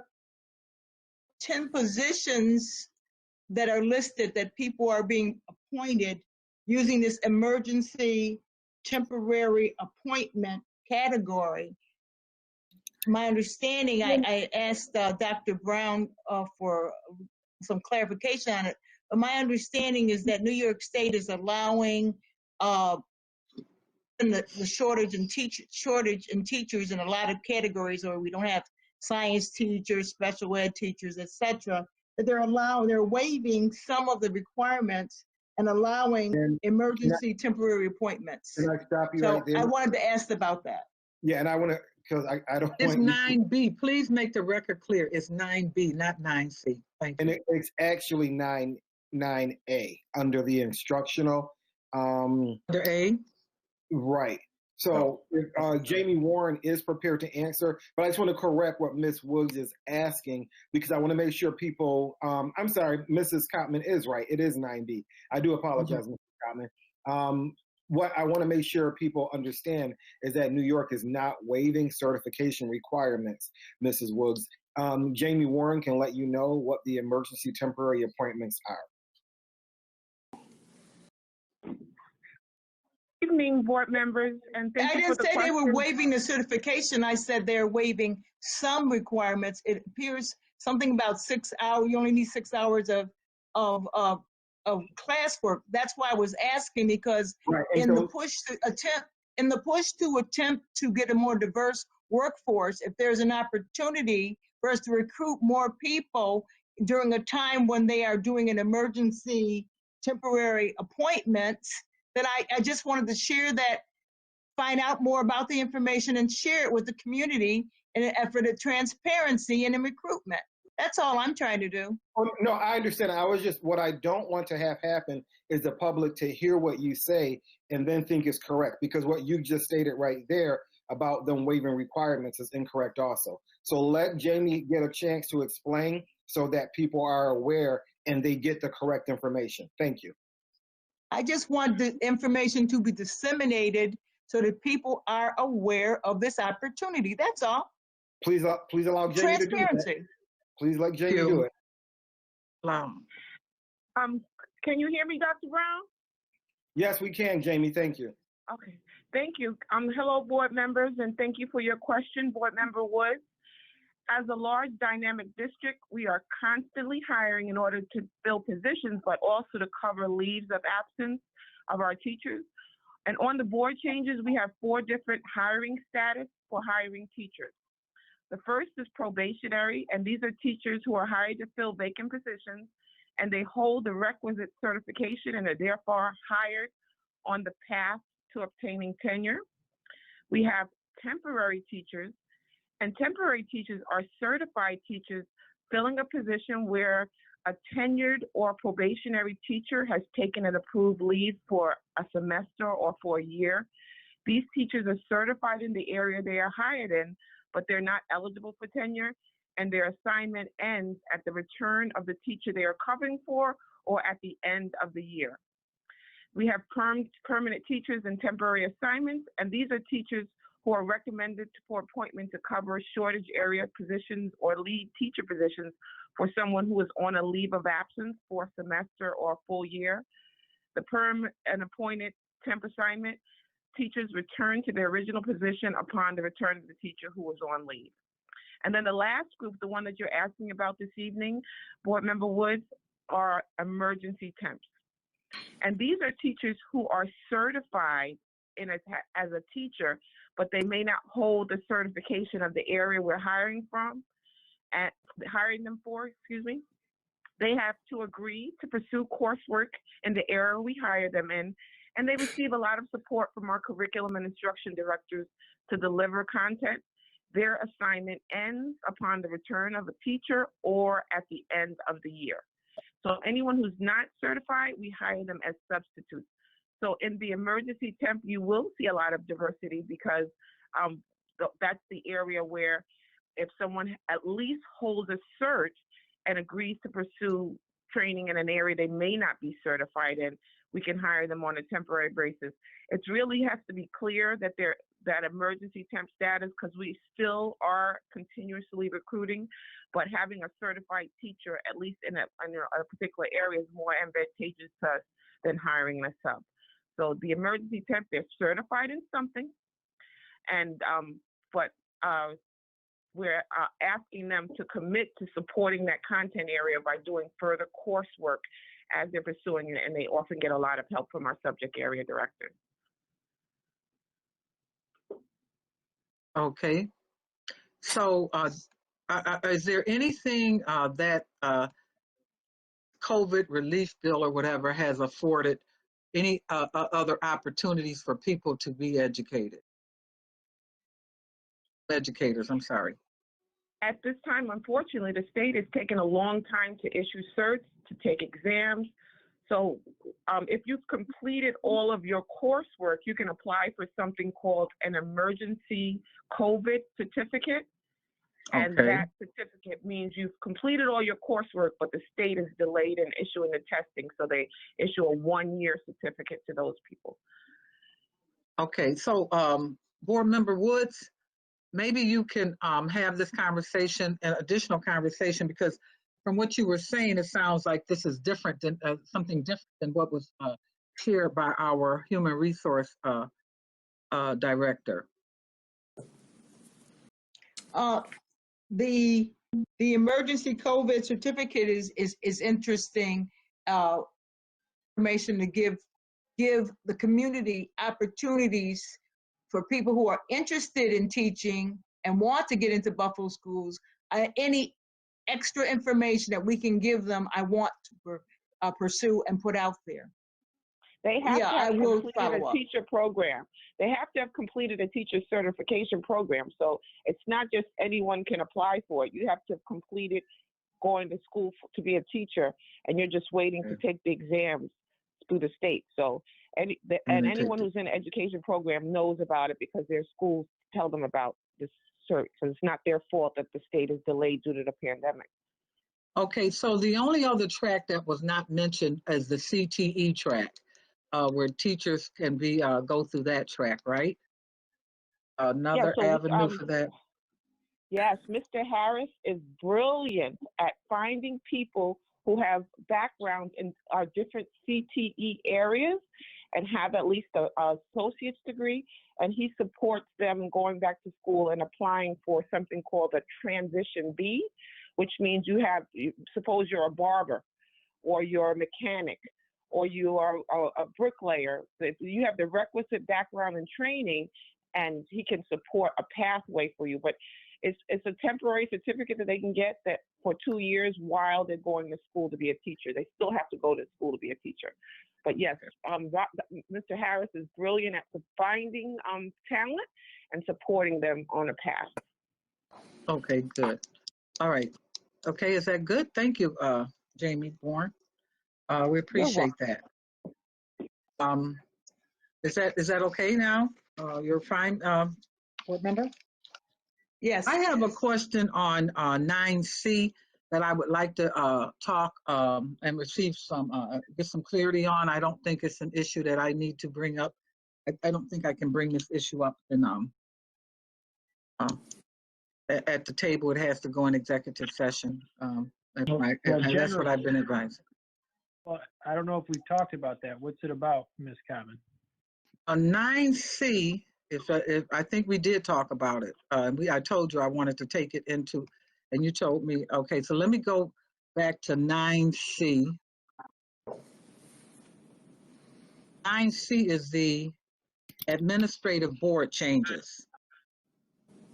Correct. No, maybe not.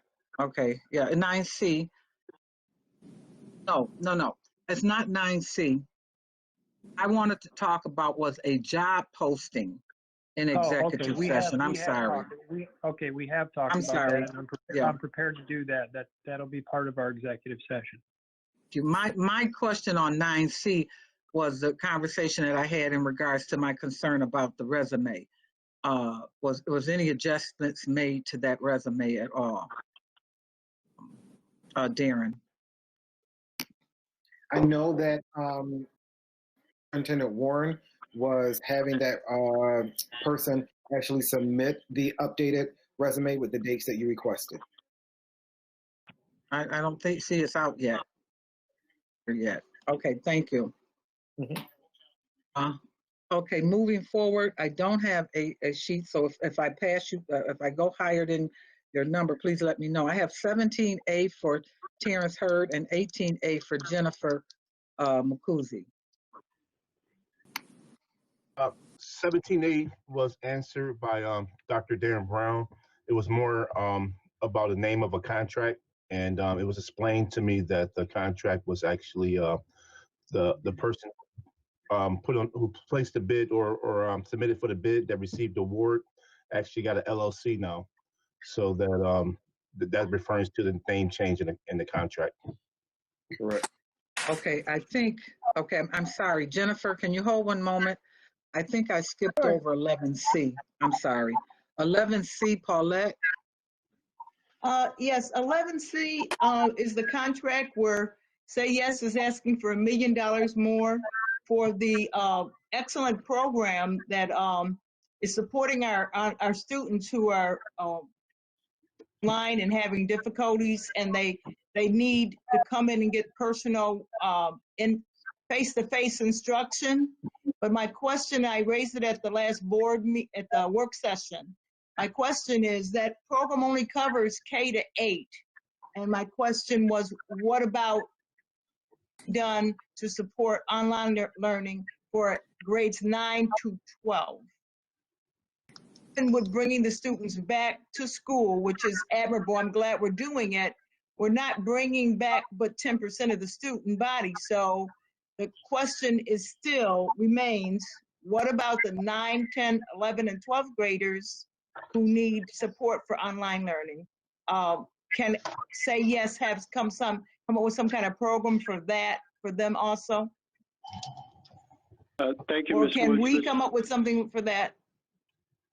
This is Will. Ms. Woods, thank you for that question. After the last meeting, and you brought this good question to us, I did inquire with some of our colleagues in the partnership that we have with Erie County and Say Yes and with the Child Care Task Force. And when we began surveying our parents back last March, and then we combined our findings with all of the partners, there just wasn't enough interest among parents of high school students for this type of service. So, and we have found this as we've kind of checked the field periodically, month after month, to see what are we hearing about what's needed out there. The overwhelming need that was expressed was by parents of elementary students, and that has continued to be the case. So we have needed to prioritize the limited dollars we have to meet that need. The problem that we have is that there's no evidence that the providers who operate our virtual learning centers could actually make a go of it, offering the service for high school students. So I think I'll keep inquiring and we'll keep looking, to see if there are any providers who are interested in that. But right now there aren't any who could make a go of it with the express need from that part of the market. Can you check with Reverend Donaldson? I believe he has a proposal specifically for addressing that area.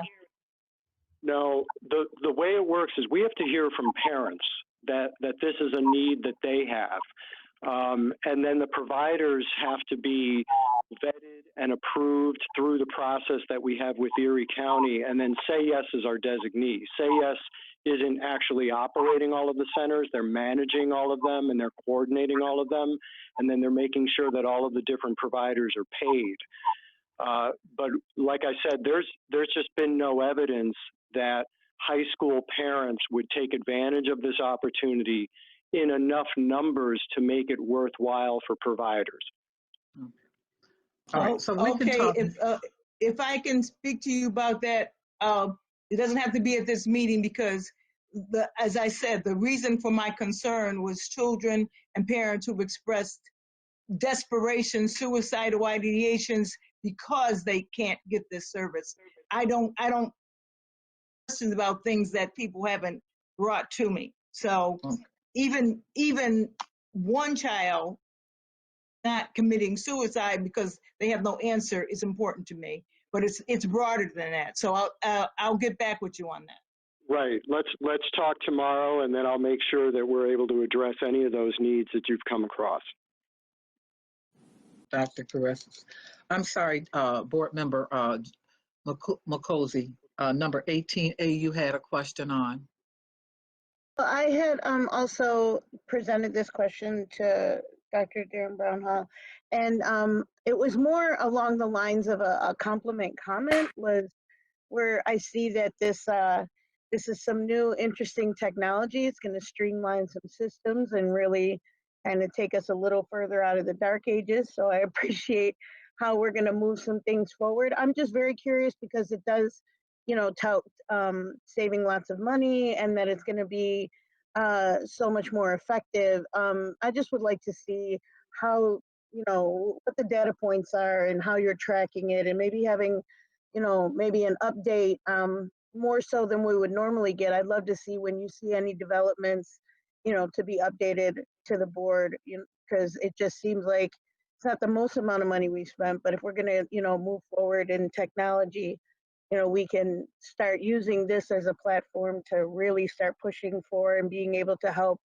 the Board of Education able to help resource the district in getting new and more inventive technology to streamline process. So I just want to say I appreciate that we've made this effort, that you're doing it, and I'm, not only curious, I'm excited to see how it works out in the future, and just update us as it comes. Thank you. Absolutely. Thank you very much, Ms. McCosey. Okay, thank you. Dr. Cash, for the sake of time, can we do 13A? Can we have this conversation? Nate, is it okay to have this conversation about the resolution now so that when we move forward, we can vote on a complete package? I have to pull it out at this point. I would rather leave it out and vote on it. So I certainly want to discuss it, or have, if you want to discuss it, but I do want to take a roll call vote on it. Be a roll call vote done on it. So if you want to go ahead and discuss it, we can just say, for the sake of time, we can at one time. So you discuss it. The board will agree to pull that out. You can discuss it now, and we'll vote on the consent agenda, and then we'll vote on the resolution. What I'm saying is, can we vote on the if he can discuss the resolution now, and we vote all in one on everything? I'm fine with that as well. It's part of the consent Board agenda. members, Please, I would prefer you vote one by one on the resolution. I want to know that we're either all together on this or we're not. I need to know that. That's very important. Happen in a consent vote. If somebody does not agree on it, they will abstain from it, or they will take exception to it. Same thing. It's the same process. It's for the record. It's for the public. It's a big deal. So do you want to discuss it now so we can move forward? 13A is being pulled up. It's a resolution from the superintendent about reopening of schools. Did you have someone that you wanted to read that resolution, Dr. Cash? Do we need to vote to pull it out of order? We have to vote to pull it out of order. What I'm doing at 9 o'clock at night is trying to have the discussion as we're having on any of the things that are sitting here. Yeah, in my opinion, we can go ahead and just read the resolution and go ahead and get board members to vote on it. That's what I'm trying to do. Yeah, and that'll be a good way to do it, because you can pull it up now, read it into the record, you can discuss it, and then vote on it as part of the consent agenda. Thank you. Because I think that meets Dr. Cash's interest of addressing this important issue and your interest of being efficient. Thank you. So, Dr. Cash, do you have someone who's going to read this? Nate, go ahead and read it. Hey, this is can everybody hear me? Can you hear me? Yes. Yeah. Okay, this is a resolution proposed by Superintendent Dr. Kreiner Cash, dated January the 20th, 2021, titled The Reopening of School.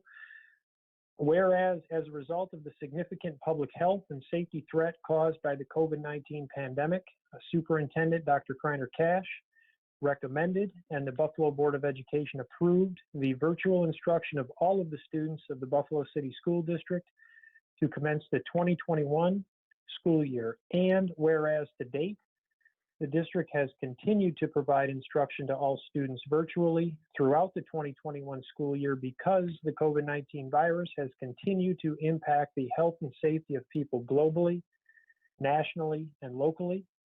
And whereas, as a result of this decision, the COVID-19 infection rate of students and staff of the district is the lowest in the region. And whereas at the board meeting on December the 16th, 2020, the superintendent informed the board and district that staff will continue to plan and prepare to bring certain school-based high-need student populations and pre-K through second grade students and seniors back to physical school locations effective February 1st, 2021. And whereas under the direction of the superintendent, the district is continuously working to plan and prepare for the return of these students in a manner that is as safe and practicable as possible in the context of the COVID-19 virus that continues to impact the region.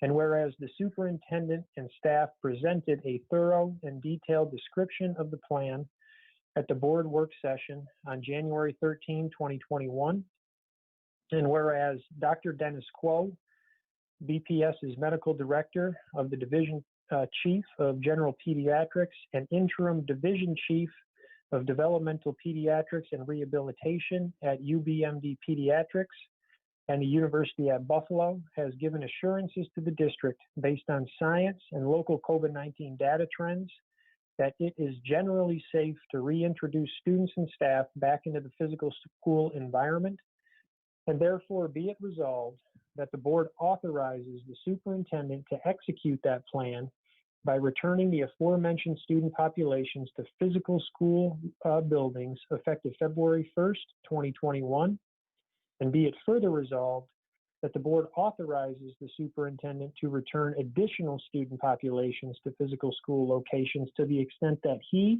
in conjunction with medical professionals and staff, determine it is safe and operationally possible to do so, and be it further resolved that the board authorizes the superintendent at any time to close either one, multiple, or all schools and return the students and staff at those schools to virtual instruction if he, in consultation with medical professionals and officials, determine it to be in the best interests of the safety and well-being of the students and staff to do so. Okay, so that's the resolution. Dr. Cash, what did you want to say about it? Is there anything else you want to say? Just that I brought Dr. Quo in this evening to talk with you. I wanted it to be on the record that we were in this together and that we will continue to be in this together, and that I will keep you very closely informed about this issue because I see it as a fluid issue. And I do just want to say for the record that we are bringing in close to max potential in terms of people in this phase one, when you talk about the conditions and criteria that Dr. Quo mentioned tonight, where the best way to contain the spread in school is to stay safely distanced and wear masks and so forth. And the safely distanced issue is a challenge for us. We will be close to the max on our individual school footprints with the requirements, with the populations that we're bringing in. We'll know more once we see that first day and first week, because not everybody that was invited to come back will come back. But I just want you to know this is not necessarily, we'll know more after we start, that 2 weeks after that, we'll bring in grades 3 and 4. 2 weeks after that, we'll bring in 5, 6, 7, and 8. 2 weeks after that, we'll bring in all the 9th, 10th, 11th, and 12th graders, so forth and so on. This is going to be an extraordinary challenge, and I can't make any predictions beyond phase one at this point. Thank you. Any board members with any comments or concerns? I have one then. How will the board be informed doing? What? As far as if you decide to close the school, the last two paragraphs, how would the board be informed in regards to that? If I make any decisions about closure or anything, it'll be just like Eleanor reports on a daily basis of anything happening with the schools. We'll let you know through Eleanor. Okay, so on behalf of Superintendent Cash, the following schools were closed, the following classrooms were shut down for 2 days, for 3 days, so forth and so on. All right. Any You have decision I make about closure, I'll let you know right away. Okay. All right. We'll talk more about that. Larry Scott, hand was up. I think Terrence Hurd was then First. I think others were first. Sorry, who was first here, Cassie? I'm sorry. I was. I guess this is just a question or to reiterate what we talked about in the past. So we're talking about opening all 60 school buildings, 100 students per school, plus seniors, plus all staff. Correct? No. Up to 100. It may be as many as 65. It may be as many as 30, depending on who comes from that invited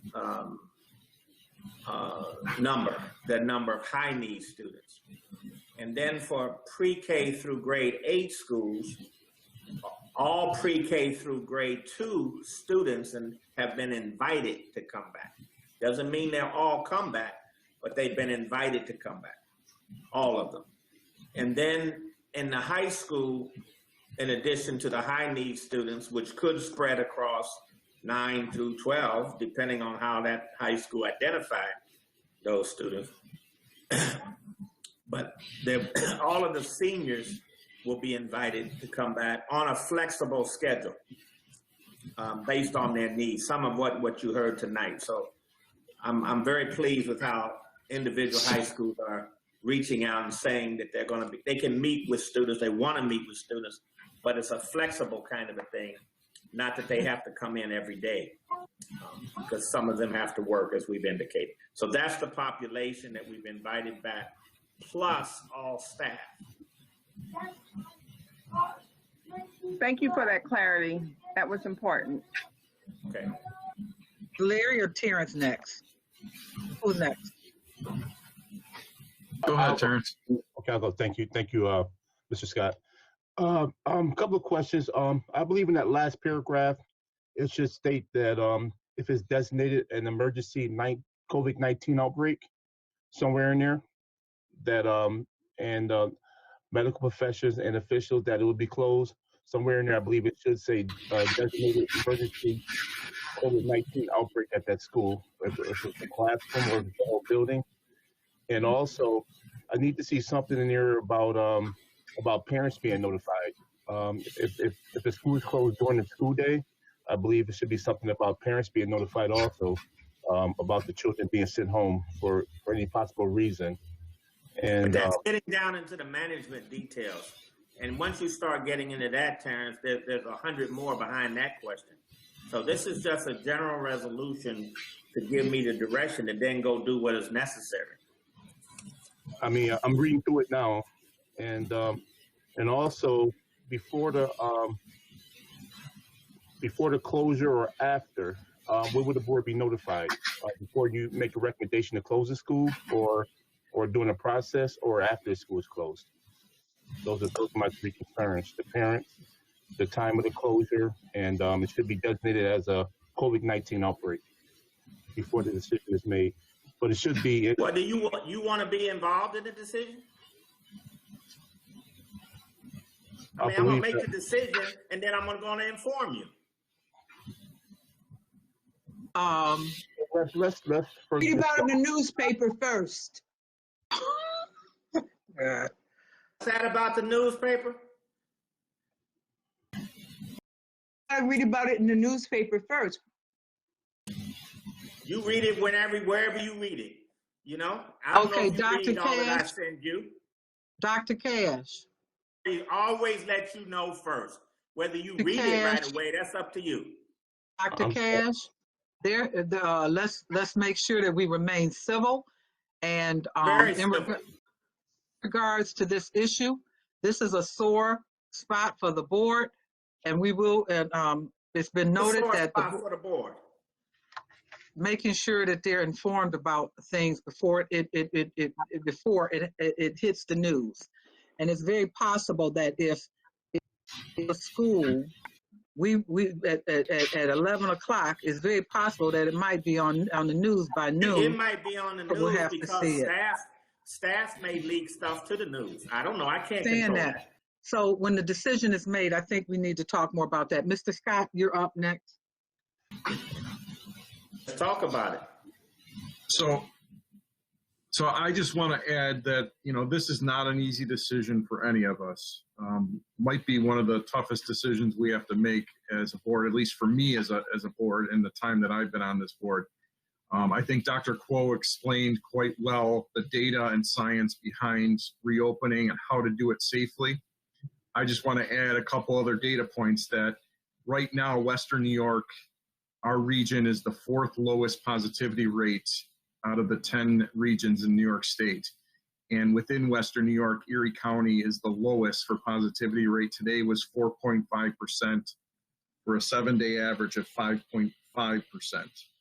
I think with Dr. Cash's leadership since last March when this pandemic broke, we have led the way in ensuring that our students are safe, that our staff are safe, that our families are safe.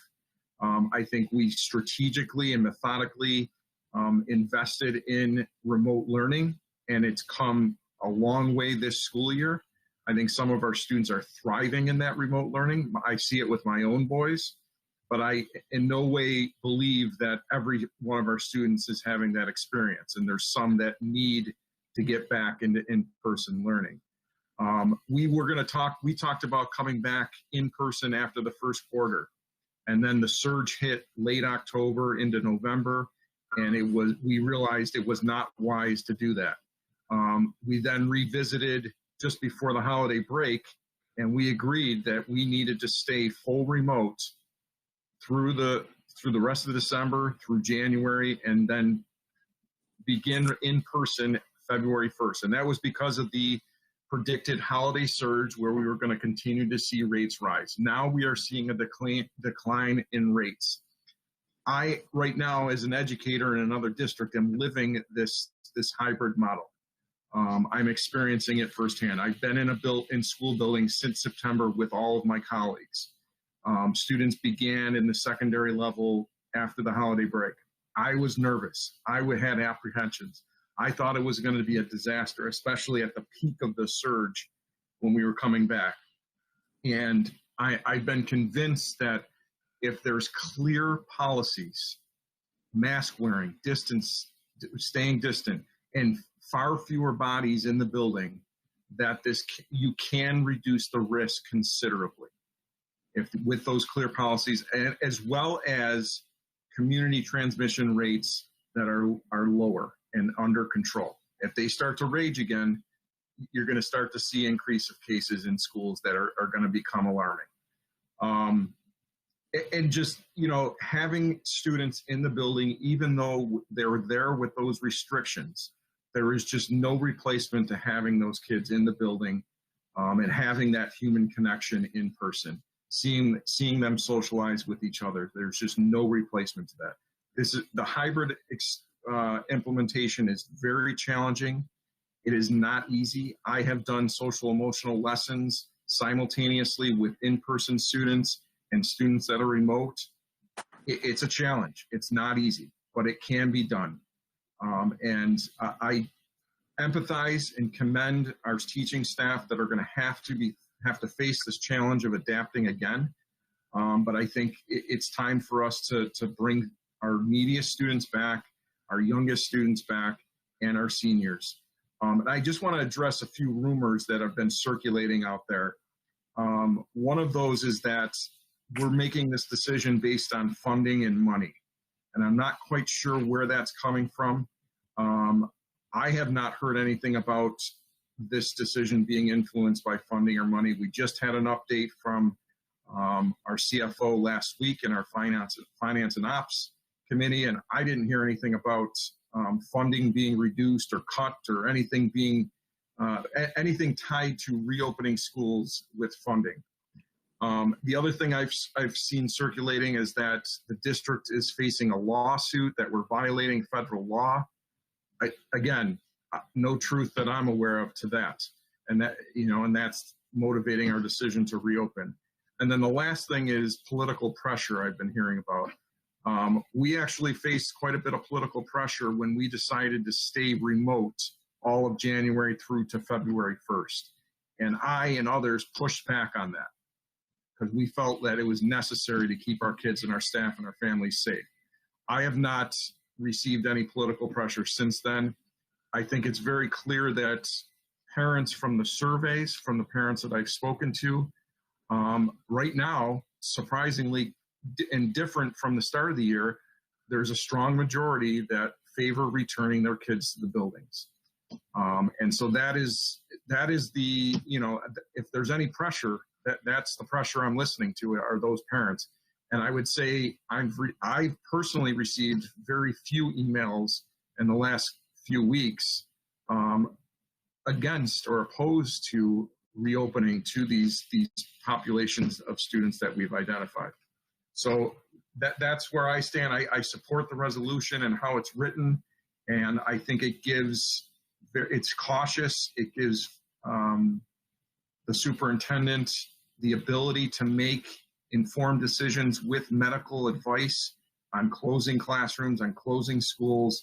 I would not want the language in there about an outbreak due to COVID-19 pandemic, because there may be under other reasons that the superintendent needs to close a school, such as just staff being out because there's so many staff that are infected or so many staff that have to be quarantined and you can't staff the building. And that might not necessarily be an outbreak within that building, but you can't feasibly and in a practical way staff the building and teach our students that are in that building. So that's where I stand. Thank you. Thank you. Jen, Board Member Makosi. Yes, so I also support this resolution. I do want to say, Dr. Cash, if when it comes to the communication piece, you know, say you guys hear something at 11 o'clock in the afternoon as the example, when we get those, you know, kind of group right on the spot communication, I think that's what we're looking for. I don't want to speak for other board members, but that's exactly what I'm looking for. And that happens through Elena. So I believe that we'll get that, you know, as long as we keep that consistency of those up to the, you know, up to the minute, if we hear something to this significance, you know, before an official statement comes out, just shoot us that group text. That's the only communication I see that doesn't have to be in resolution form. That's what I'm asking for. Other than that, I trust that you and Dr. Kuo and this committee that's been put together is doing what it needs to do. I'm a parent, and I actually opted for my son to stay home and not come in with the survey. But that's my personal choice. That has nothing to do with what you're doing. I do want to commend you, as other superintendents across this, you know, Western New York, as other teachers that I know across Western New York have actually respected you for, you know, kind of pushing back and extending when we come back to school. And then you're not just jumping at the opportunity because of pressure or whatever it is.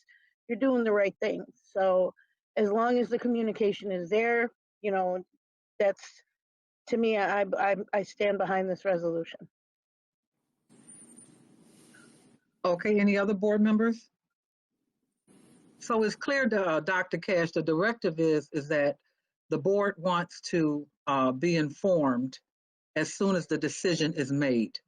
Okay, I don't want, and that's where that can be done in a general group announcement or whatever. But I do not want a scenario where it happens and then at the end of everyone is, I'm sitting here watching the news and it's on the TV and I'm sitting here where I get calls from people telling me that this has happened and I don't have a clue as to why it was done or what had happened. That is the situation that we're put in when information is not communicated to us as quickly as possible. And that's the request of this board. And it's consistent with what we've been talking about as far as improving communication with the board and moving forward for 2021. And so I don't think that's a big ask. I really don't. If you're aware of it, it's as simple as that. And take your hand down if you have already asked your question. We prefer that when we are going through these discussions that people ask their questions so that we can move forward and keep it going. Mr. Hurd, your hand is up. It is. I listened to Mr. Scott language about designated as emergency COVID outbreak. Maybe it shouldn't be outbreak because, like you said, it could be other factors that's involved into it. So maybe in that last paragraph, it should say designated as emergency 19 concern. And I still, my points are still valid. What President Cotman just reiterated, and also for parents to be notified in this resolution. Okay, all right. So I'm going on the record. I want this as part of the record that I am in favor of moving forward with this recommendation, provided is informed immediately once the decision has been made to close a school. Immediately does not mean at the end of the day. Immediately means as soon as the principal is informed or the decision is made. That's immediate. And I want that to be in the record because communication is paramount with this, because we will get calls and won't even be able to answer and won't even know what to say to people who are reaching out to us. That's consistent with what you've heard Dr. Evans Brown say. You've heard Jennifer McCuzy say it. And I don't know who else said it. Terrence mentioned it, and I mentioned it. That's consistent with what the board wants in regards to that. It's one thing to ask the board to make the decision to open schools. It's another thing that the board in return asks that they be informed immediately on decision making before the principal, or as soon as the principals are being notified that the board is notified. I don't think that's an unreasonable request. Does anyone at this board table feel that that's an unreasonable request of the board members? I don't think it was ever my intent not to do that. You get informed. What the intent, I'm not saying it wasn't your intent. What I'm saying is that this is what we need to make sure happens. Okay. All right. So with that said, Mr. Hurd, the superintendent, is there a problem with putting anything in there relative to this COVID or not? With that or what? He's asking for a friendly amendment. No, I'm really asking to support the language of the resolution and to trust my judgment about it. And then if you said you want the information or to get notification right away, that's what we have a process in place to do that. That's what Eleanor will do. This is of high importance. So I will treat it accordingly. And so you'll get that. And then parents are going to be notified by their principals. We already have stock letters prepared to let parents know right away. And the other, is kind of just picking at the language a little bit. So I think, Terrence, what you're talking about is gonna happen. If you wanna make a whereas paragraph, then go ahead, craft one and let's look at it. We'll review it right here tonight. I apologize. My only concern is if a parent is at work or a parent is on their way to work or a situation may happen where they need to go pick a student up, their child up, that they should be notified. Maybe we do a great job of notifying parents through calls. I believe a personal call should be given to those individual parents. We got all that in place. That's all part of the question and answers that we've been taking for months now. Those were questions asked by the principal and teachers. Who's going to pick up the kid? If the kid tests positive, he goes into the isolation room. We call the parent right away, but sometimes the parent doesn't respond right away. Parent might be working, or the parent might not have an updated cell phone. So we'll wait a little bit of time, and then ultimately we call 911 if we can't get that student transported, because the student needs to go as soon as possible. So we have a protocol that Dr. Williams has laid out for notifying parents if their child tests positive or if their child is feeling sick at school. Very clear protocol laid out. So we're going to do that. We're going to do that, Terrence. I can assure you. I need some clarity here, because the last conversation I had about 911 being called, clear that an adult he had to go with that child. And so we never got clarity back on that as to what was after talking to the emergency response people. Did anything ever come back in regards to that, Darren? They're saying Darren, that isn't children that one of cannot the ride questions that we in an answered ambulance without an adult. our Q&A? Right, and we did answer that, and we told the schools to follow their regular procedure. So we're going to follow our regular procedure because we don't send a student out of the building without an adult with them. All right, just making sure of that because that's huge. Look at this resolution. It talks about COVID all the way up all the way through it, but when we get down to the bottom, it doesn't mention it. So I can understand the concern. I just want to make sure that as much communication can happen to all parties as possible, because for the even if that means that once a month, staff is required to ask students parents' phone number changed, because the last ride took, I'm aware of, cost $1,100 to go less than a quarter of a mile to a hospital in an ambulance. And our parents and our families don't necessarily have money. The other thing I want to be clear about, when we talk about Buffalo Public Schools, we are unique to Buffalo Public Schools. There is no one around here, none of our suburban districts, other than as close to Rochester, who deals with the same issues, larger scale that we deal with. It's easy to say that that this is going on fine and over here. It doesn't necessarily guarantee that it will be the same in our environment. There are a lot of social economical issues that exist in Buffalo that do not exist in our suburban district. And I want to be clear, because over the years, we've had Regent Bob Bennett come here, compare us to Amherst, different things. What people are saying to me is that they wanted to be clear that Buffalo is unique in handling these situations, and we cannot be brush painted as because it's happening in the suburbs, that it can automatically happen here. Many of those children are transported to school by their parents. They have different issues and different concerns that we have, but nevertheless, our children are high need, and we have to address that. And I want us to be very careful when we paint a picture that because it's happening in the suburb, that it can happen in the city the same way. I believe that the superintendent and staff have put together their ideas and their plans to make sure this works. I'm not discounting that. However, I do not want Buffalo ever painted with the same brush as any other school district around here, because we are unique, and we have, I think, upwards of 33,000 students that we juggle on any given day.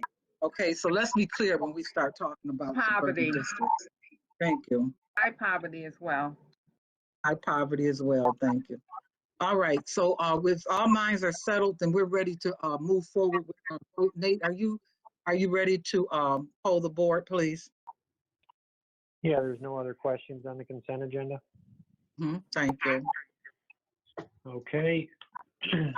On the consent agenda, and just noting for the record that 23B is tabled for this board meeting. Darren, I can't hear. Who has got something on? Jeez, we go through this all the time with individuals having to mute. Yeah, somebody needs to mute. I can't hear. I don't hear it anymore. So. This 23, what you're talking about, 23B?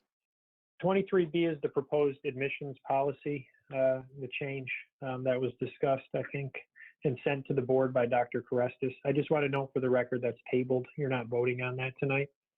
Okay, thank you. Okay. So on the consent agenda, how do you vote, Dr. Kathy Evans-Brown? No exceptions. Mr. Hurd? Mr. Kuzma, do I have to recuse myself from 16C from a donation? You don't. No, I don't see why you'd have to recuse yourself from that, Mr. Hurd, unless you have some reason that's unbeknownst to us. No, just checking. No exceptions. Okay, sir. Thank you. Ms. Day is excused. Ms. McCosey? No exceptions. Mr. Petrucci? No exceptions. Dr. Rivera? No exceptions. Mr. Scott?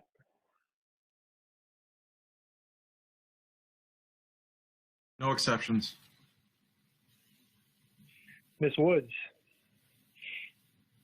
Exceptions, and thank you, Dr. Cash, for reopening the schools. Did you say no exceptions, Ms. Woods? I couldn't hear. I said no exceptions, and thank you, Dr. Cash, for reopening the schools. Okay, thank you. Remember that when you start fussing at me. Remember. President Belton Common? Exceptions.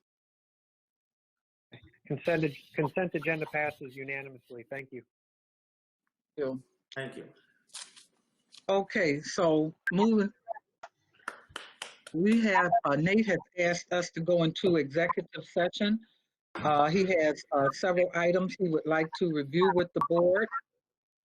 I will, does the board we need to break, or can we go straight into this and wrap this up? Nate, do you need to come down? How long are we going to be? Colleagues, for consistency, colleagues, you need to state the reason for going into executive session. I've got that ready for the board chair, Dr. Cash. You got that. We're good. We're good. Okay. I'm just asking the board before I make the motion if they feel that I should include a break in this. That's all. Or should we just keep moving forward? How much longer are we expecting? Nate, what do you think? About 15 more minutes? Yeah, probably no more. Hopefully no more than a half an hour. Okay, can we move forward then and keep it moving? Yeah, I just need to know. I'm gonna come on the camera, so I'll need Mike Lucci to let me in. No problem. Okay, so I need a motion. Okay, I'm gonna go for I'm a sorry. break. I'll be right back, Dr. Cobbin. A minute. Okay, so we need to do. Okay, we're gonna do our moment of bereavement. I almost forgot, Mr. Petrucci. We'll do that, and then we'll take a motion, and then we'll take a break. Okay. All right, Mr. Petrucci, would you do the honors of our bereaved people? Thank you. Can we please rise?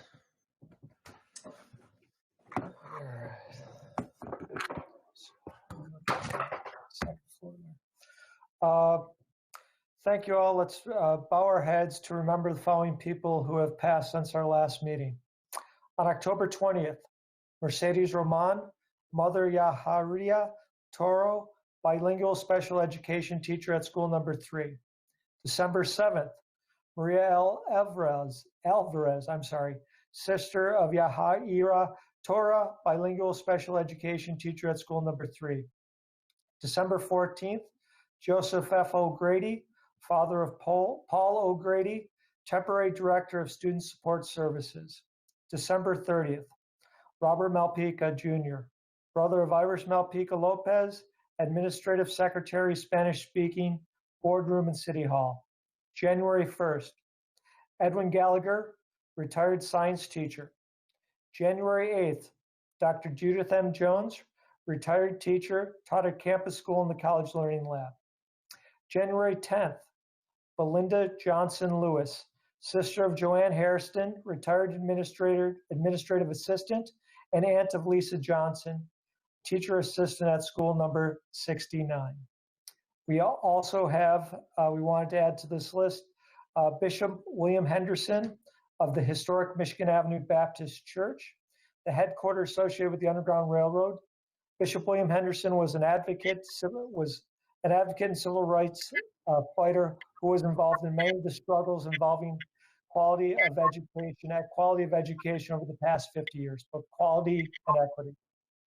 Last, I want to recognize and remember the 400,000 people who have lost their lives across the nation to COVID.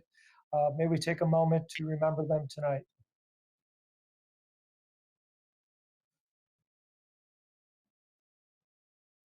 All right.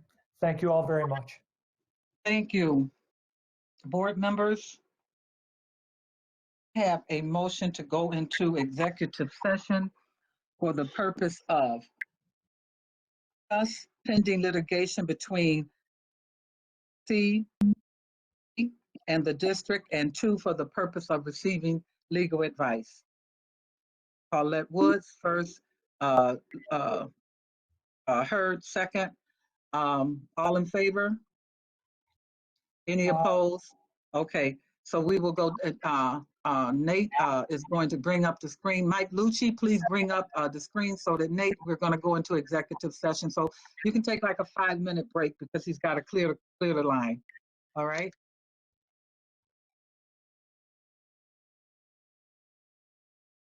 Action was taken. Have a motion authorizing the district to pay $40,000 to fully settle the lawsuit between CP and the district, number 17 CV 00631. Mr. Hurd, second by Paulette Woods. Kuzman, would you like a roll call vote? Sure. Dr. Kathy Evans-Brown? Yes. Mr. Hurd? Yes. Ms. McCosey? Yes. Mr. Petrucci? Yes. Dr. Rivera? Yes. Mr. Scott? Yes. Ms. Woods? Yes. And President Belton-Cotman?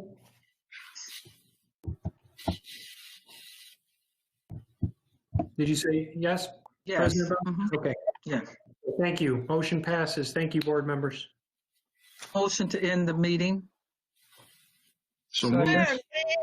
Mr. Scott, Jennifer McCousy, all in favor? Any opposed? And it's concluded. Thank you for your attention. Good night, everybody. Be safe. Everybody. Thank you. Take care, everybody.